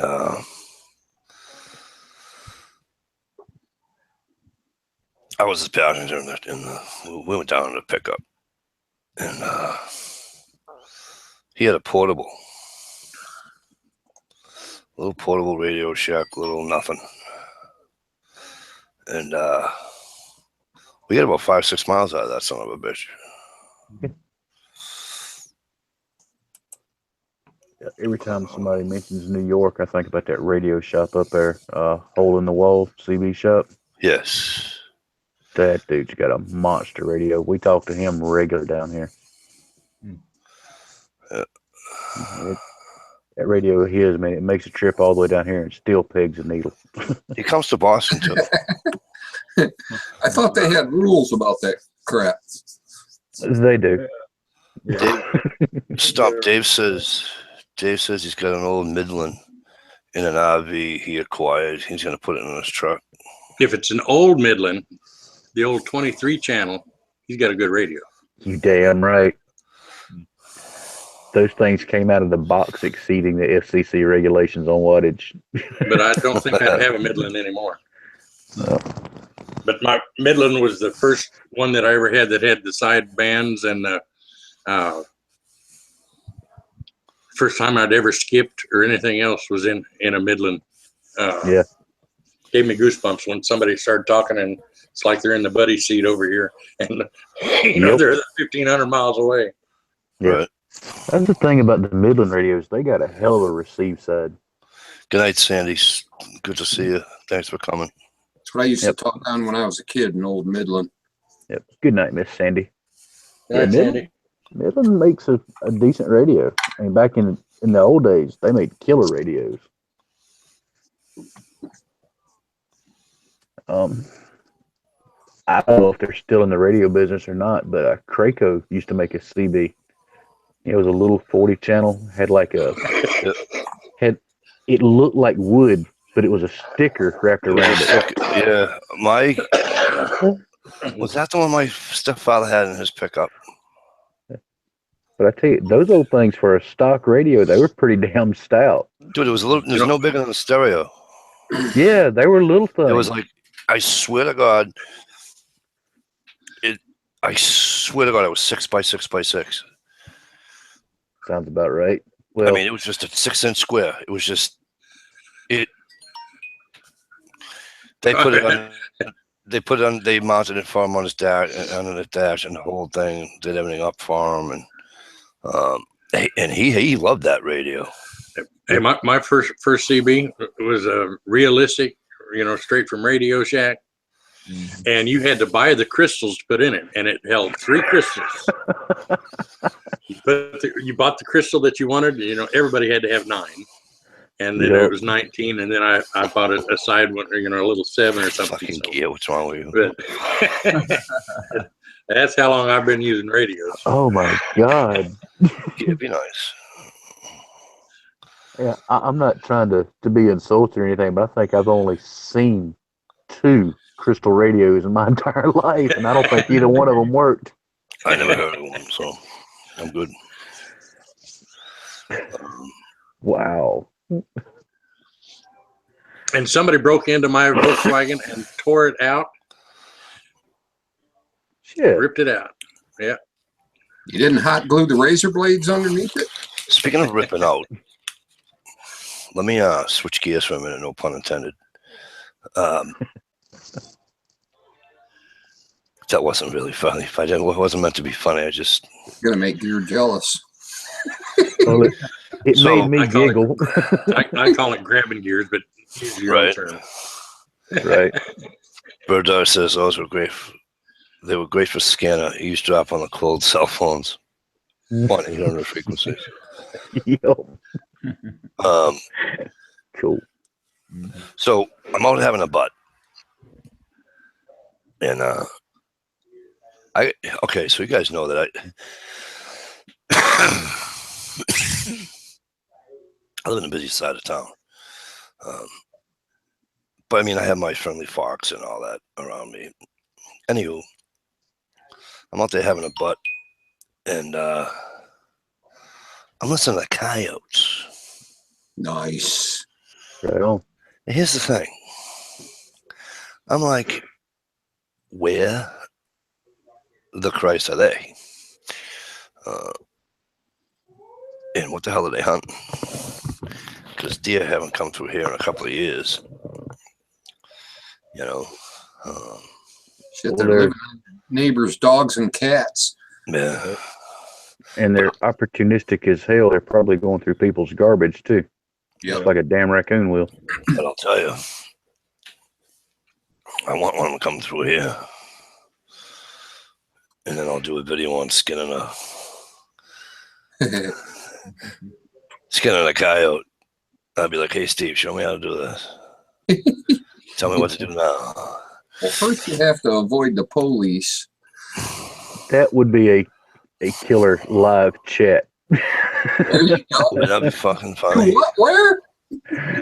Where? But I just find it weird that, I mean, we had the mangy one, took care of that one. But usually, I mean, they're at my buddy's house. Like when I go fishing, when I go hunting at my buddy's on the other side of town, he's like, don't forget, if you see them, take them out, So I expect it, but on this side of town, I just never expected it, There's a good special out there on YouTube I just seen about the koi dogs Yeah. and koi wolves living right in town. And they actually got trail cams right in town, and they were living right in the cemetery. They actually had pictures of the coyotes sitting in the bushes watching people walk down the foot trail, passing by. Nope. Yeah, they're not pleasant animals, And their ability to learn and adapt is impressive as hell. I just think it's funny how they are though, and that's what's amazing about them. And the other thing that's amazing is that people say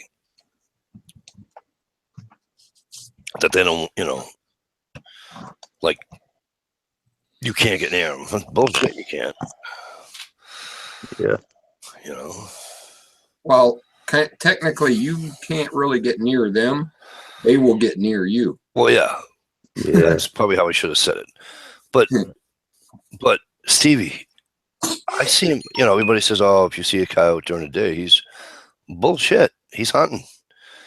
Oh, You yeah. know, I see coyotes in Maine all the time during the day. Yep. You know, yeah, you hear them yipping at night. You know, if they're hunting at Yep. night together. Oh yeah. Usually that's the only time we hear them. But I see him in broad daylight. I shot one in broad daylight.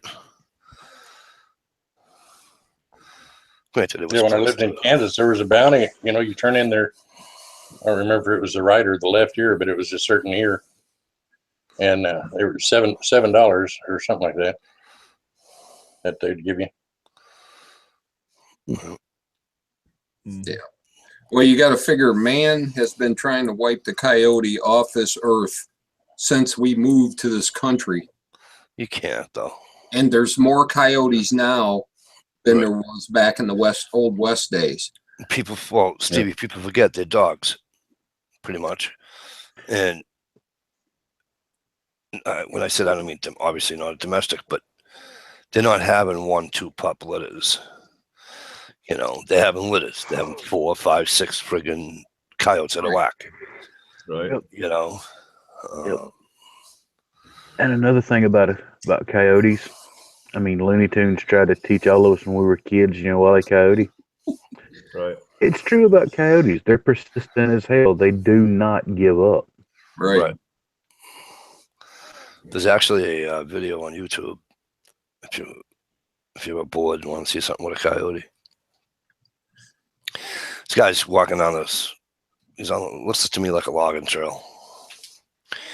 And broad daylight, and this coyote's up in his thing, and guy's pushing the coyote away with his foot. Damn. Oh yeah, it's the funniest thing. And like chewed it. You know. Yeah. I don't know whether he He just felt felt it. that far. I mean, it wasn't hurt, you know, but so I don't know whether he just. If it gets close enough to me that I can kick it, that means it's close enough I can stab it at the very least. Oh yeah. And then there's another video I saw my boss show me on Facebook. I don't know if it's superimposed or superimposed. Is that the word I'm looking for? Yeah. Anyway, it's a turkey hunter.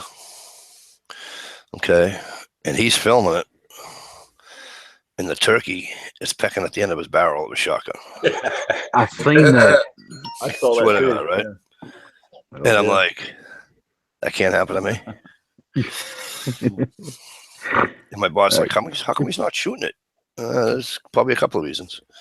Maybe he can't shoot that particular sex where he is. You know. Well, you got to figure they figured out a way across the Mississippi. Bird dog. I think I would rather fight. Blonde hair. I think I would rather fight a coyote, bird dog. Because at least you're gonna see the coyote coming. You ain't gonna see the cougar coming. Yeah. Nah, when a cougar decides you're going to become its next turd, you're going to become its next turd. There ain't no getting away.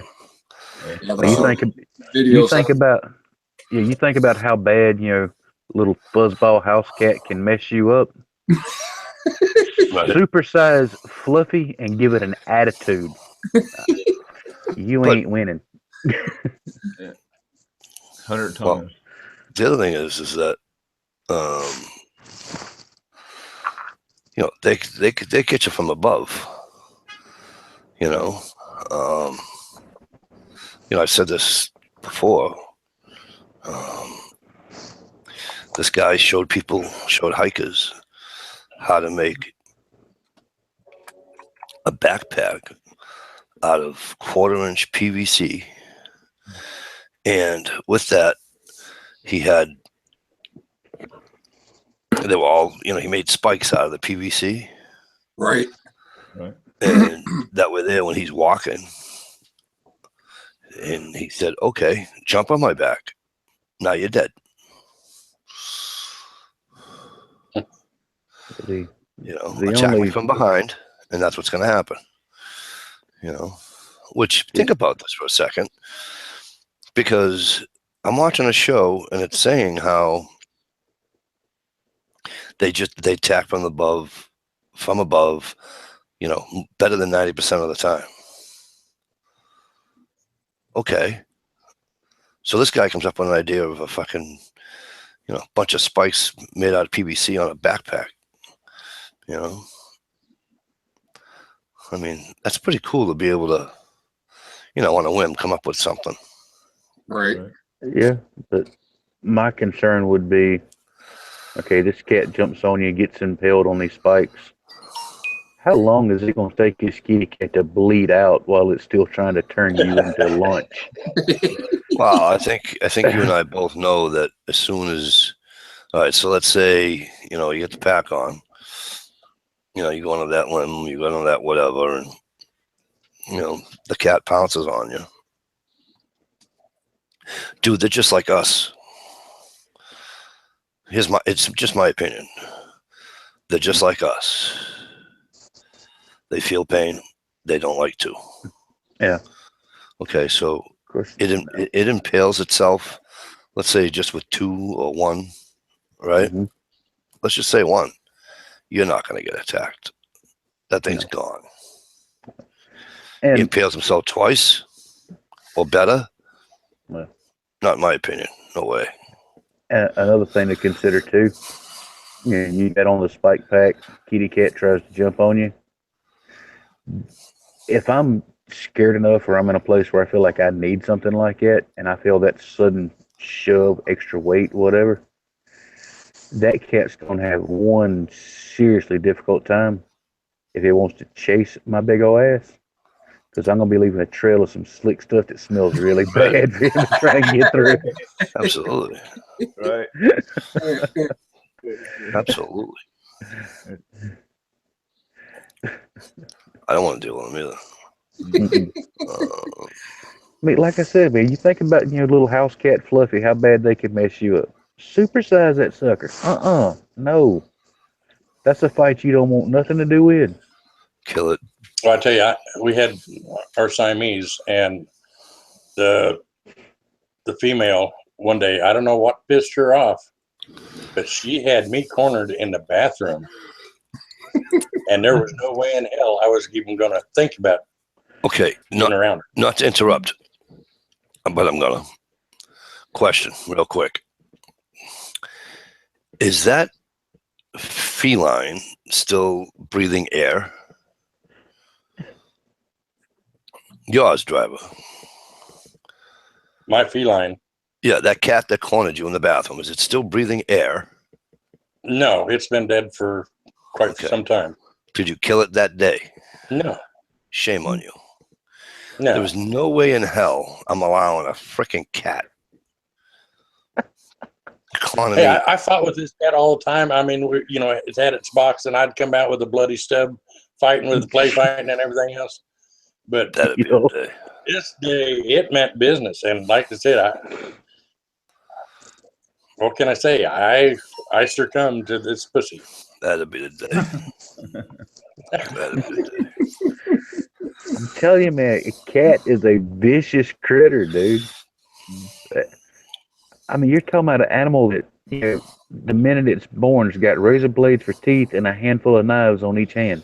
You should be able to look. You should be able to look at that and know, nope, don't want to fuck with that. Chances are you're in the bathroom with your shit hanging out, talking about a target. I can't stand them. Ooh, that'd be a hell of a thing to explain in the emergency room. You want to talk about a non-trusted animal or non-trusting animal? I wouldn't trust a cat as far as you can throw it. Oh, good luck getting your hands on one to throw it. Right. I mean, my mother had a couch. I call it the couch cat or the pillow cat, right? big ass man coon. Right. Right, the fucking thing was huge, and it's the only cat I've ever come across that I liked in all my years. It's the only one I liked. Every other cat that comes out to me, I'm just like, get it away. Right. You know, oh, he's friendly. He's just gonna walk in between your legs, and I go. He reached down and He stroked walks it. in between my legs. I says, I want to step on his neck. I said, I can't. I don't. I'm not a cat guy. I don't do cats. I don't have a fear of them. I just don't like them. That's probably the way they like it.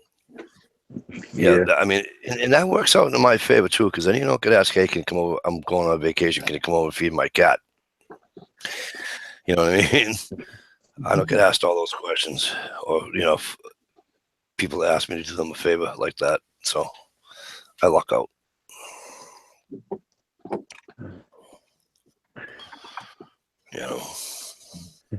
Tell about somebody going out of town wanting you to feed their critter. Got a buddy of mine. They took a trip, him and his old lady.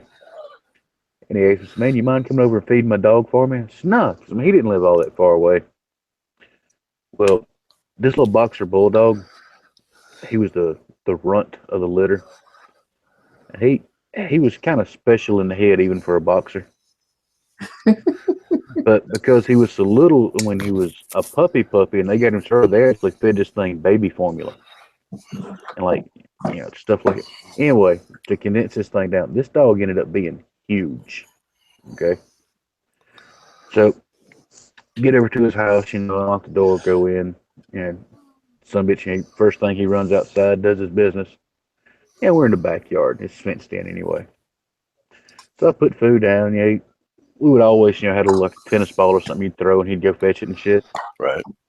Well, I grabbed a stick that was laying in the yard, like 2 foot long little piece out of the pecan tree. Well, I sling it, over the edge of the woods, knowing he's going to go get it and bring it right back. This dumb ox-sized motherfucker decides to bring back an entire tree. It was like it's where we had cleared some brush out a few days before they left. He'd literally come back with a section probably 8, maybe 9 foot long of oak tree. I was like, motherfucker, I can't throw that. What the fuck? Yeah. But Yeah, my buddy's bull mastiff used to trot around our carpenter shop down south with an 8-foot 2x4 in its mouth, like it was nothing. Well, for an animal like that, that is nothing. hello to the late horror show. What's going on? Thank you for stopping in and seeing us, chatting with us. Dean O. Freaking awesome.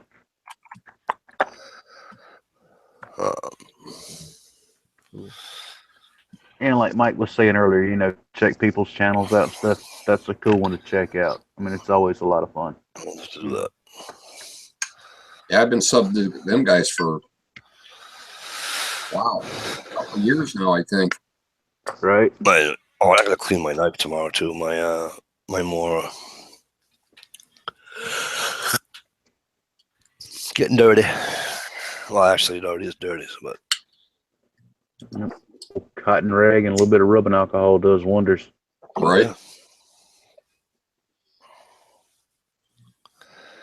I gotta get some pitch off of it.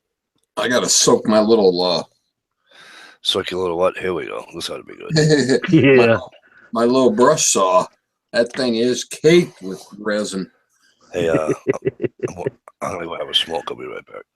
All right, brother. Yeah, that's the thing about taking a saw to a bunch of fat wood. It gets nice and gunked up. And, about 1.5 inches, 2 inches into it, it wants to start binding with every stroke. I'm glad it only cuts on the pull stroke. Well, and alcohol Right. doesn't take it off. What do you find out that cuts it the best to get it off the blade? That alcohol works really good. Yeah. But I'm I've- sure I'm sure paint thinner would cut it too. Turpentine. Yeah. Yeah, denatured Yeah, I was thinking alcohol, mineral spirits, Mineral something like that. spirits. Yeah. I didn't have any luck with alcohol. Really? Huh.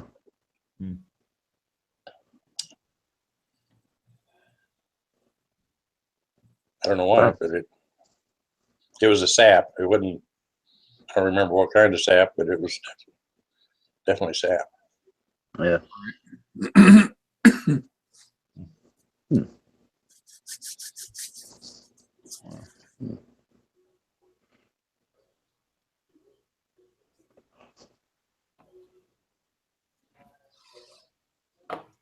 So that road that you went down on your video, where they had the pylons out on the side, apparently last time you were out there, it wasn't like that because you said the beavers were up there, Steve.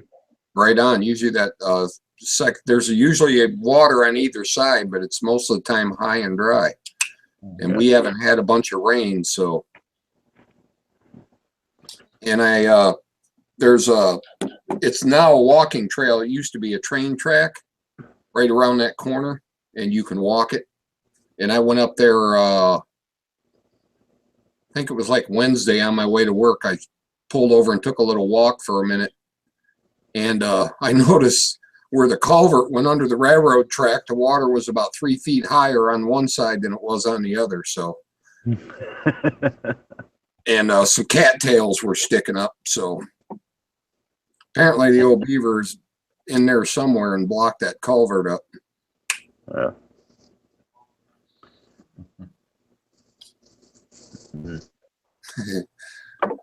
And that handle that you made for that striker, I haven't watched that one yet. I got it marked down to watch. It's on the watch later list, but Cool. Yeah, watch it. That he does. I'm gonna brag on you for a minute. So did you bear lathe with it yourself? I mean, you've got a lathe and everything. Yeah, at my shop at work. Oh, Yeah, I They- like that. That They was turned cool. out really nice. Oh yeah. yeah, I saw it when on the video when he was with the fatwood, and Mhm. I was admiring that handle. It looked like something my old man would have done. Right. Yeah. It's Yeah. nice. Yeah. And I was wondering, what do you have, walnut and oak, or what is that? It's walnut, maple, and then them little 5 squares in the middle is Purple Heart. I used to have a set of nunchucks made with Purple Heart, but the Dallas County police officers have those now. Yeah, Purple Heart's worth a lot of money. yeah, it is. Yeah. It's funny you bring up the little nunchucks or nunchucks, whatever the hell you call them. I know old boy's got a set. We was over there one night. Ran a campfire at his place drinking. He had those things out and he was doing all his little Bruce Lee impersonation shit, swinging them around. And I was looking and I was watching and I was about 9 sheets to the wind, to say the least. And I got this brilliant ass idea that I could do that shit. Yeah, it took me all of about 6 seconds to hit myself for the first time, square in the forehead, straight up and down. Well, then I was pissed. Yeah, so I had to try this shit one more time. And it took all of about 8 seconds to hit myself in the family jewels. I was done. Ooh, Buzz No. was gone. The whole night was shot. Well, before I came across the nunchucks, before then is when I was riding a whole lot, and I had just the dog chain with Yep. a big old wad of keys on the end. Yep. And I tell you that I liked a whole lot more than I did the nunchucks, because those would chip brick walls, or Right on. no telling what I did to cars when I was passing by, and back in, I didn't ever do anything like that. My favorite little tool of the trade or toy back in the scooter days. You've always got that one asshole that wants to get right up on your back tire in their car. I found out pretty quick that there's a reason a lot of the old timers carried around ball bearings in the pocket of their vest. Right. Yeah, you just drop your hand down right in your vest pocket, grab a few of them. You didn't have to throw them. Just Nope. hold your hand out. Just drop them. They Boing, hit the boing, boing. ground. When they bounce up, you took out the radiator. You took out the windshield. I did it for bright lights. I always had BBs. Yep. Just reach over and drop them, and there goes headlight. Okay, Yep. I hadn't seen Yep. that. Now, if I was really pissed, I'd get in the other pocket and get a spark plug and get up about 20, 30 feet and toss it up. Believe it or not, I've actually got one sitting here. I used to work at a foundry, and the parts would go through this vibratory bin, to clean burrs and stuff. And this is what was in the bins. I don't know if you Oh, see that or wow. not. Yeah. Yeah. Nice. So, I carried a bunch of those because they don't really weigh all that much. But, it's old gray iron. So it's got a really good bounce and all the little points. It was really, really good at fucking up radiators. Looks like a jack on steroids. Yeah. Really. Basically, No yeah. matter how it lands, it's still going to be up. Yeah. Right. Yep. Now we had one guy.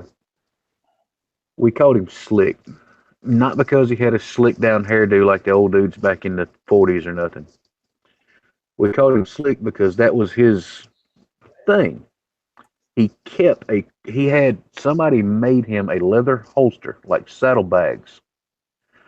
They fed on, they went across the tank. And there was a quart of motor oil in each one of them, each side. Somebody get too close to him, whatever, he'd open the bottle or had a flip cap or something, and he would just start pouring this shit out or waving it in the air to get oil all over the windshield and crap. Holy crap. Yeah. We always told him he watched one James Bond movie too damn many. So what am I supposed to do about the bikers coming at me with their damn brights on? If it's somebody like me, Live with it. Nothing. yeah. No, I mean, I'm not trying to sound like a badass or nothing, but as far as bright lights on a bike, most states headlight legal is 50 max on the low side and like 60 or 65 max on the high side. The plasma setup I've got in my bike, the low side is 130 and the high side's 250. Jeez, I'm criminally. Yeah, I like to see deer before I see them. You know what I'm saying? Yeah, I understand that, but I've been blinded a few times by usually it's a rice burner. Yeah. And I tell you, on the 2-lane back roads coming back every Sunday night when I pass one on little 2-lane back road without the white lines on the sides, it gets pretty tough. Yeah. Oh yeah.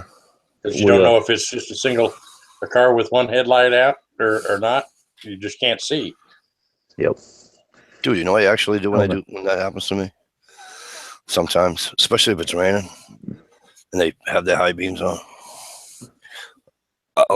Usually I have my shades on my hat.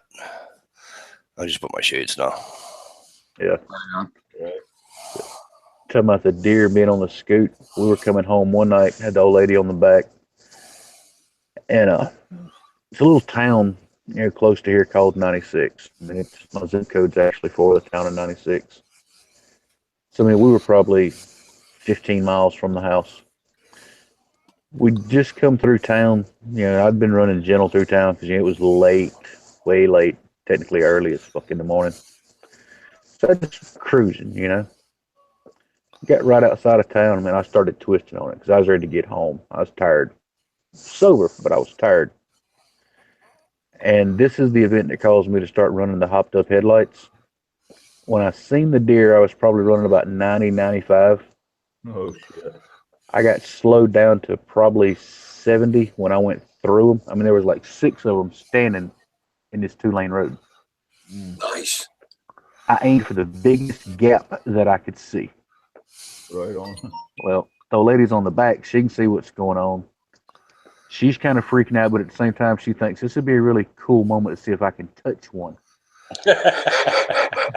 So as we go through these motherfuckers, she literally sticks both arms out with her hands open kind of low. She swears to God she actually touched a deer with each hand as we blew through that pack. It's like she didn't lose her arms. Wow. Yeah. She's That's lucky. like hitting a tree. She's lucky she didn't get shit on because I damn near shit my britches going through there. It This is scared gonna hurt. it scared the hell out of me because I just knew we were going down and we were going to go down hard. You know? Right. Yeah. You lock up arms. No, I remember to do the, try to stay limp just in case, like a drunk in a wreck, you kind of ragdoll. Yeah, go with the flow. Yep. I quite honestly don't remember if I had my eyes open or closed either. Right. All I could think of was this is going to hurt. I wish I could come upon 6 freaking deer in the middle of the road. I'd aim for the fucker. Not on bike. No, No, right, motorcycle, no. Probably Oh. not in my Hyundai Accent. Probably not in my Hyundai Accent either, but in the truck I would. Right? If I'm driving, I've hit a deer in a truck. That's a messy experience. well, that's a mess. Yeah. I've only come close enough where they took the mirror off in a big truck. He was coming across and he jumped up to go back, and it took my mirror. But the rest of the truck was all right. But I've had that's one. close. I've seen one that was just ahead of me, and I'm coming up this road, and I swear to God it was a reindeer, because the son of a bitch went from the dirt on my right side to the dirt on my left side, and I swear to Christ he never hit fucking pavement. He just, and I went, whoa. He had his own little adrenaline rush going because he seen you in that vehicle and thought, oh, shit. I've seen them jump cars before, and they actually kick their legs off to the side to miss it. Yeah. So they know they're screwing up. Yep. Yeah.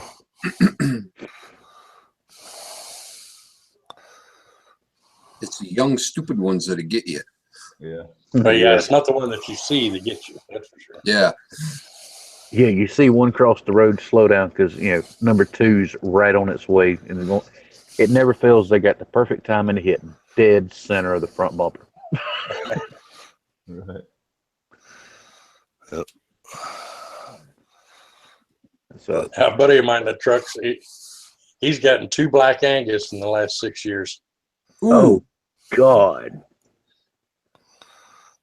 And I tore those trucks up, but I mean he was fine. But pitch black and Black Angus out in the highway. It's Right. Yeah. How big did that probably a ton. Yeah, I think say about a shade over 2,000. get? So you might as well just hit a wall. Right.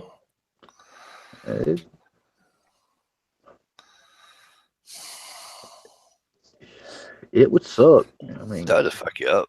Yeah. yeah, Imagine hitting that in a car. Forget about it. Yeah. yeah, that's the end game right there. Yeah, you're shit. There's people that get fucked up hitting moose, for Christ's sake. They're 1,000 pounds, 800, 700, 900,000 pound fucking animals are up here. Yeah. But I've seen videos on stuff like that, and oddly enough, there's people that study that crap. What normally gets people killed when hitting a moose is the fact that it's such a tall animal. They Yep. take the legs out from under it, and it doesn't send the animal up. It just you got 1,000 pounds of fucking meat coming straight through the windshield. Right. And forget it if it's an antler. It's got antlers or something. That thing comes through your friggin' windshield, and you never know what can happen. Talking with you and Ed and all, I've got a curiosity about moose now, so I've been, watching a lot of videos on them and stuff, catching a few documentaries. I do not understand how those things run, and I do mean run through the thick woods with that Well, massive ass rack. I mean, it's like a bulldozer coming through there, man. Right. well, yeah, Right. and I mean, they're plowing over little small saplings when they do that too. Well, his Oh, knees, they we're don't run like talking a like, normal animal. They do two legs on one side at a time. I mean, yeah, they're wild. I mean, actually, it's a wild animal, but they're unique as all get out. Yeah. The the problem I have with people with the moose sometimes, and it's mainly the snowmobilers. Um, and because the moose are going to take, they're like, again, they're like us. They're going to take the easiest route available. Right. Um, so they're on a snowmobile trail, and you got some jackass following it, and you literally give them thing a heart attack. Yeah. You will literally give it a heart attack, you know. And I'm like, you know what? Just wait. Just Yeah. wait. It don't want to see you no more than you want to hit it or see it. Just give it some Right. time. Right. Pull over, give it 5 minutes, smoke your know? cigarette, and watch it do its thing as it Yeah. leaves. I seen one video where the moose was attacking the snowmobile. Yeah, I've seen that. Oh, Oh yeah, nice. turned right on the guy. Yep. Didn't they end up having to shoot it? You don't fuck with them. Wow. Listen, when it's like, I mean, it's like anything else, but when it comes to an animal that big, you don't. The first time that you lose respect for it, Right. that's when you're gonna get your ass hurt. Yeah. You know, uh, I mean, It's definitely a big old critter, you know. I mean, I don't know if I told you this some time ago. Oh, Philly's gone. Years back, I was doing the Conway, New Hampshire run up in the mountains, and anyways, it was the rut for the moose, and I knew it was the rut, and I kept going by this. Well, it's more of a runoff stream than a regular stream. You know what I'm saying? Because the river came this way, and it had a couple of chutes that came off. You know what I mean? Right. Right. And so anyway, I kept saying to myself, one of these days I'm going to stop. I'm going to find out how cold that water is. And so I did, and I had a Dunkin' Donuts cup, and I rinsed it all out, and I'm like, I'm just squatting down. I just happened to look up. Okay, and about I don't know, 30, 40 feet across from me on the other side of the. All right, so the little runoff streams here, and then the river. So he's on the river part. Big old son of a bitch moose. And he was doing the same thing I was doing. He was getting a drink of water. And then I looked at him. He looked at me. I looked at him. And then I started getting nervous. And then it hit me. I said, I'm in the rut. And he made a snort. Now, I don't know whether it was because he had some freaking weeds up his nose. I don't know. Okay. But I took it as time for you to go. Yep. Backwards to the truck I go. And I gave it rum. About 4 miles down, I stopped to get some soda and a sandwich, and I bumped into a ranger, and I was telling him, and he says, "You good?" And that's when I first, and he's the one that told me. He says, "As soon as you forget how big they are, and as soon as you lose respect for that animal, you're in big time trouble." And he said, "Let me explain something to you." He said, "I went to school to do what I do." He said, he's actually leaving the Ranger Service. He wanted to be a warden. But anywho, he lifted up his shirt. Dude, he's got a scar from like here all the way around to almost to the middle of his back from a moose. Damn. Because he wanted to take pictures. Oops. And the moose didn't want to have pictures taken. That day, anyway. And he said, I went around a tree, around a tree, around a tree, around a tree. And he says, because it's so big, you know. And he said, my mistake was he left going around the tree. Mm-hmm.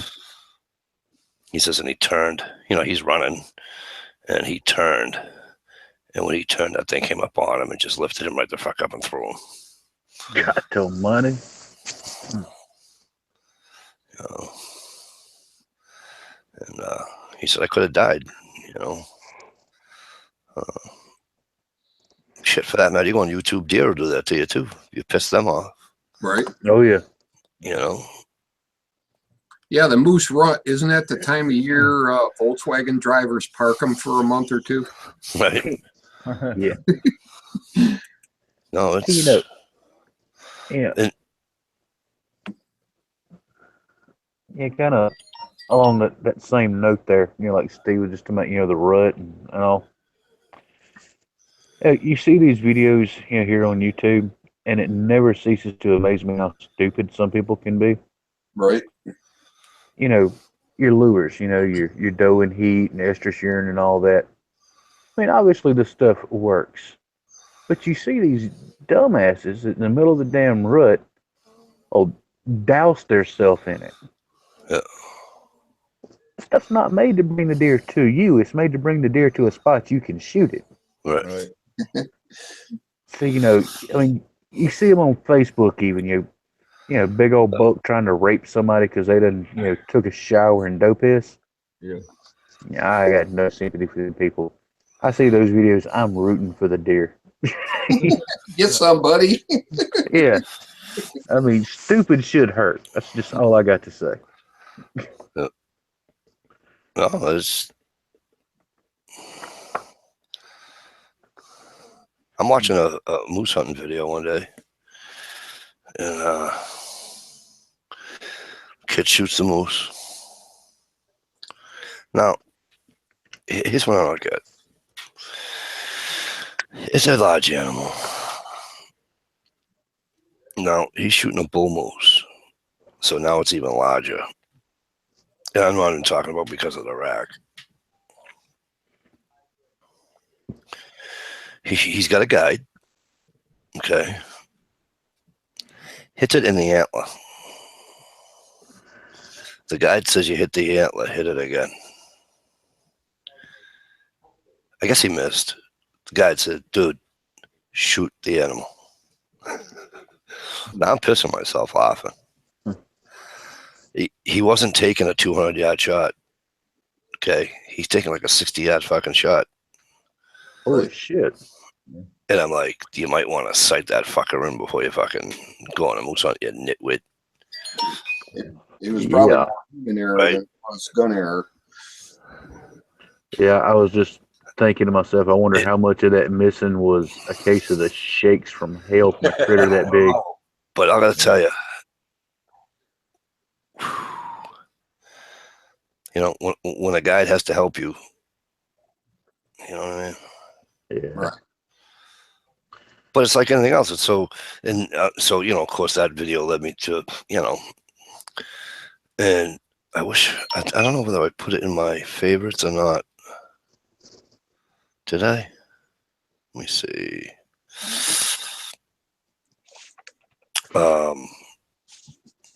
You know, I've kind of got it. Guy shot a moose, right? And usually they'll hit it. Usually you'll hit it twice. Usually. Right. Shoots it. Now he's not using a guide or nothing, right? Shoots it. Even when you deer hunt, right? You give the animal time to expire, right? Mm-hmm. This guy is shooting an unbelievable sized animal. Hits it once. Give him time? No. What am I going to do? Run it. Let me go run up to it. Hey, douchebag, how's that hoof to the chest feel right now? Oh, Oh shit! That had to have broken ribs. I don't know what else it could have broke, but it poof, hit him right up in here, and I'm like, how'd that feel, you moron? Dude, that's like rearranging internal organs type force right there. Oh, yeah. Damn. But not for nothing, right? Not for nothing. And I'm not trying to sound like a jerk, and I'm not obviously not trying to sound like I'm some fucking, you know.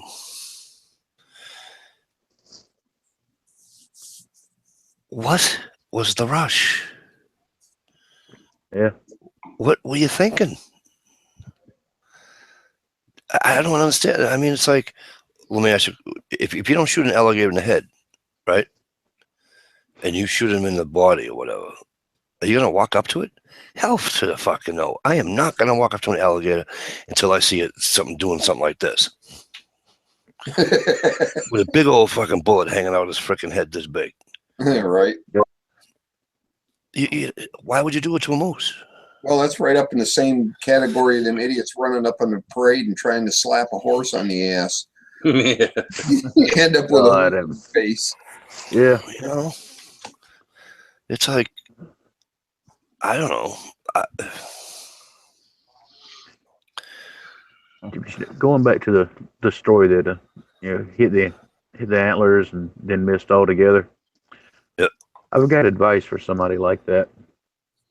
Stick to getting meat in a grocery store. You suck at hunting. Really? I seen the guy with a lever action. A nice buck walked out in front.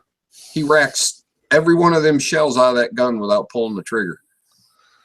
God. Rack, rack, rack, rack, rack, rack, rack, rack. Damn. Unreal. I don't know. I'll never. I mean, with a moose, because you're getting, you know, an astronomical amount of meat out of that. Right. It's not even like you're worried about, you know, oh, I have to get it up over the shoulder. Fuck that. You hit the fucking thing. Just hit it. Just hit it. You know. And it's definitely a case of where you're not going to go hunting a moose with a 243. Well, you'd be surprised what people are hunting moose with nowadays. I seen a guy bow hunt. I seen a guy hunting video, that is, not like live. He's bow hunting. 10, not yards, 10 feet away. Yeah. He lets the arrow fly. And I'm like, you're an idiot. Yeah.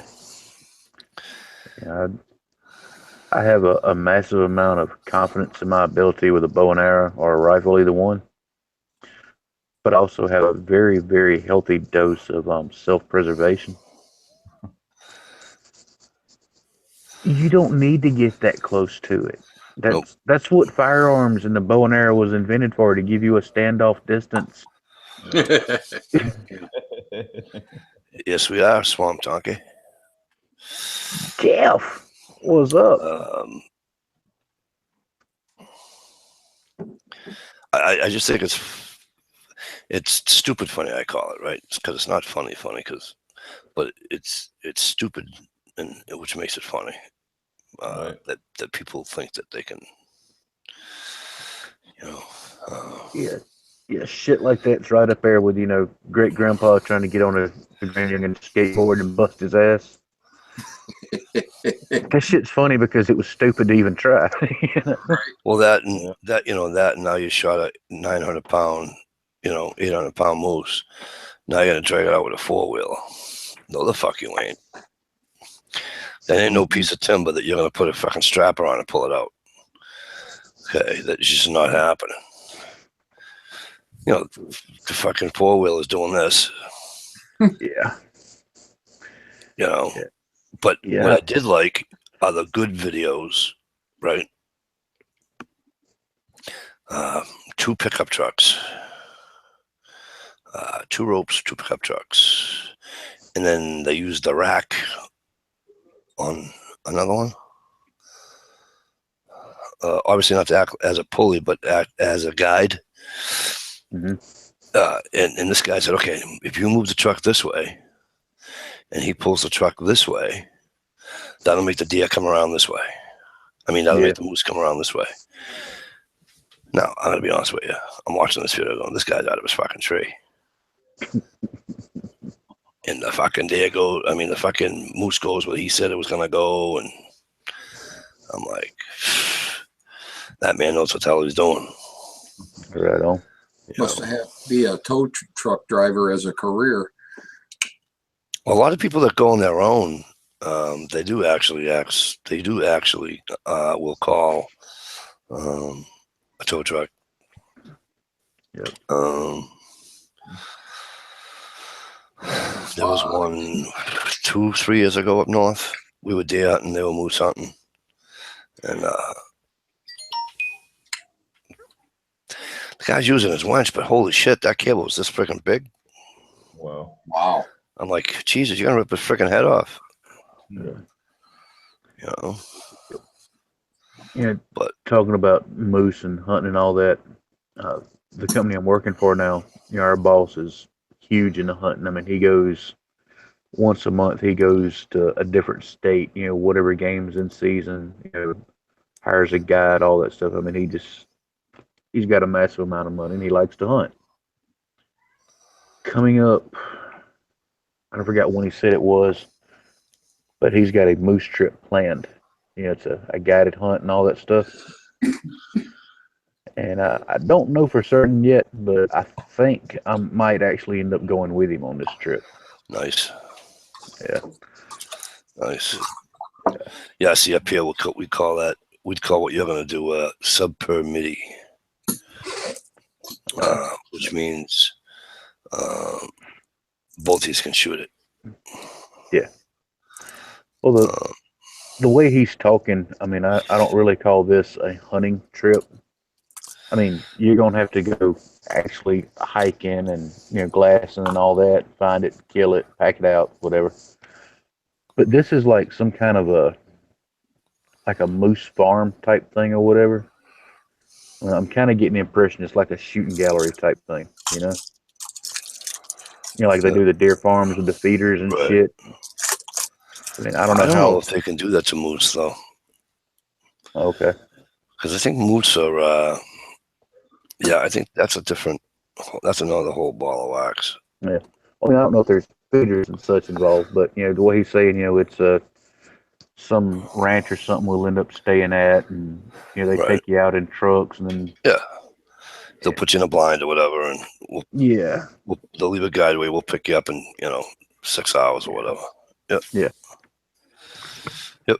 That's how they did. My buddy did his bear hunt up in Maine. Yeah. They put him in a ground blind at 3 PM, and they picked him up at 10 o'clock at night. I'm like, yeah, fuck you. I ain't sitting in the dark woods that long by myself. Fuck that. I got too much talk shit to goes him through my head. Yeah, I got to get some pictures of the mounts he's got there in the office. One, the lady taxidermist he uses, this chick is gifted. Okay. I mean, some of the ducks and all, I mean, you expect the damn things to look at you and quack. But, I mean, he's got, 3 or 4 wild boars, 6 or 7 different ducks. I think there's 8 or 9 deer there in the office. The fucking antelope. I think there's 2 or 3 the great big, they call them doll sheep or bighorn sheep or something like that. Yep, with the curled antlers and all that. Yep. Yeah. He's got a bison head in there. I mean, the office looks like a freaking game preserve all on its own, Yep. Yeah, but if it all works out and we go to do this and I get to go with him, I think it's going to be an interesting trip to say the least. Yeah, it sounds like it's going to be a great time. Yeah, because he's a really religious fellow. and I got a feeling, we drop a moose and I'm actually up close to something like that, I'm sure one of the first things that'll come out of my mouth, son of a bitch, that's a big critter. Wait till you taste it. It doesn't taste like venison, It doesn't taste like deer meat. Right. It really doesn't. Yeah, you and Ed have both told me it's like really, really good. Oh yeah, it's probably the best meat I ever put in my mouth. Nice. Drum roll. Right.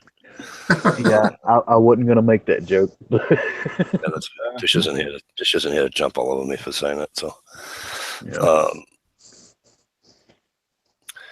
it's a different texture, believe it or not. But it's phenomenal. Yeah. It's phenomenal.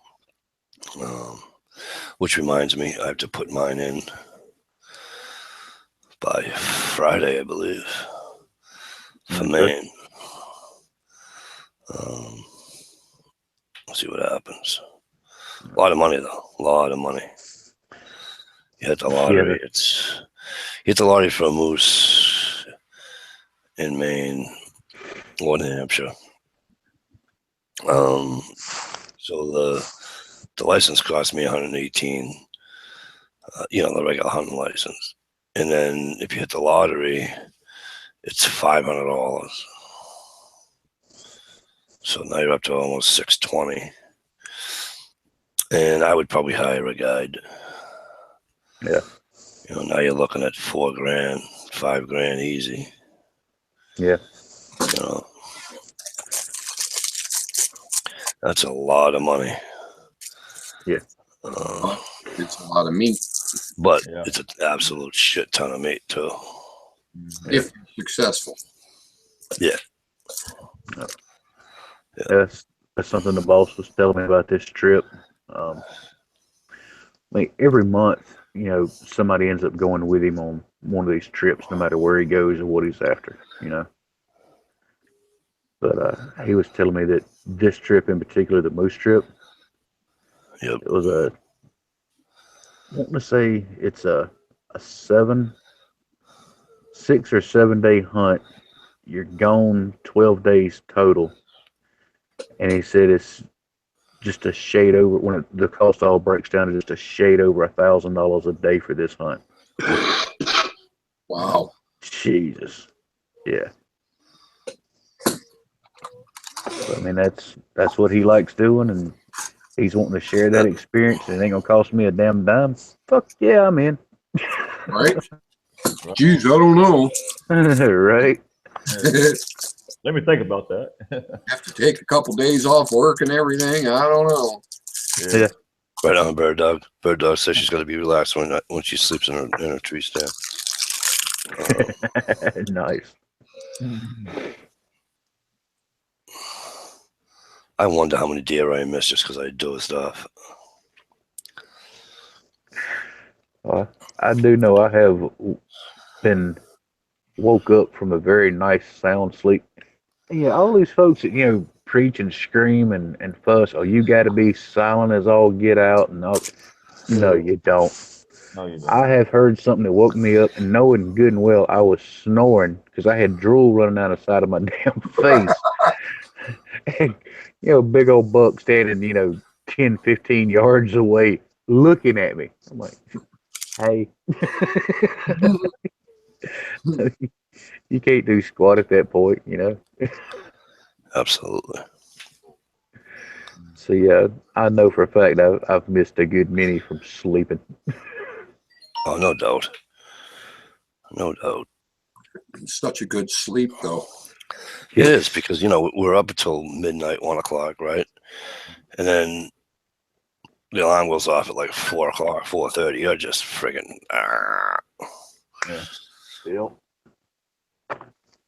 Yeah. But my buddies texted me, and then he called me because he got nervous because I wouldn't return the text. And he called me, and finally I feel this vibration in my pocket, and I woke up. And I look, it's like 10 text messages, 3 missed calls, and I'm like, what the fuck? What are you doing? I thought you were hurt. As you hear my gun go off, then I wasn't hurt. He's, yeah, but you know what I mean. So I was taking a nap. Yep. Tell you one of the more embarrassing falling asleep in the deer stand stories. Yeah, had a long night. Got out in the woods really early. Old two-piece climbing stand. Got up the tree. Yeah, got turned around because it was back when the Tree Lounge was a real popular stand. I had one of those. Oh yeah. Yeah, that thing's like a recliner in the woods. It'd put you to sleep, you know. Yeah. So I got the rifle, you know, kind of laid across my lap. I'm leaning back against the tree. Felt my eyes getting heavy, and I thought, fuck it. It ain't quite daylight yet. The sun will wake me up. Yeah, we all tell ourselves that lie, you know. Yeah.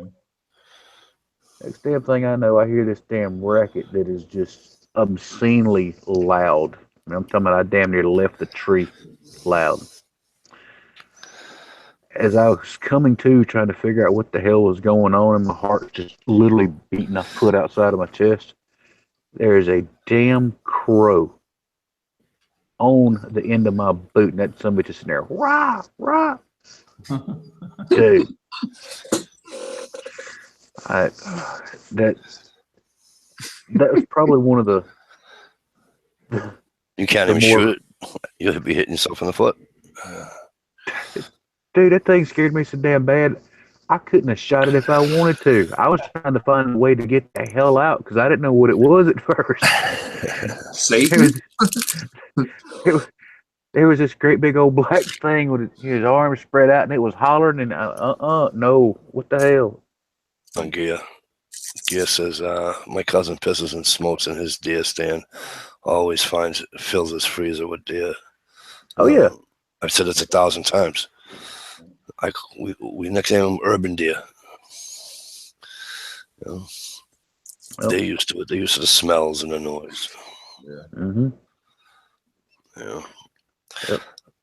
But, yeah, Pops, he swears the biggest one he ever killed. He had actually stood up in the stand and was taking a leak when it walked out and said he shot the damn thing midstream. Oh, damn. Yeah. All right, you guys, I hate to do this, but it's 1:05. And I gotta get up and take my oldest girl to dance or whatever. Woo-hoo. So Cool. I absolutely want to say thank you a million to everybody that was out in the chat room tonight. Hang on, is it another competition? All the The dance, is it another competition or? No, it's just like practice or whatever. Oh, okay. I was going to tell you wish her luck bars. But. So thanks to everybody out in the external. And those of you that watch silently, thank you very much for coming in. Those of you like Uncle Kyle who will watch this tomorrow, cool. Thank you. And obviously, thank you to the panel. We had a fun time. Appreciate you having us on, man. Yeah, thanks a lot. As usual. So, Most definitely. Thank you, Mike. yeah, anytime. You guys know that. So we're gonna get out of here, and I'm gonna get out of here, guys. I won't see you on the internal. I'm gonna get out of here myself. All right. Yep. Yeah, I'm gonna buzz All off. right, brother. Everybody. Good night, everybody. Be safe. Peace. Enjoy. Right on. Everybody, see you, brother Stump.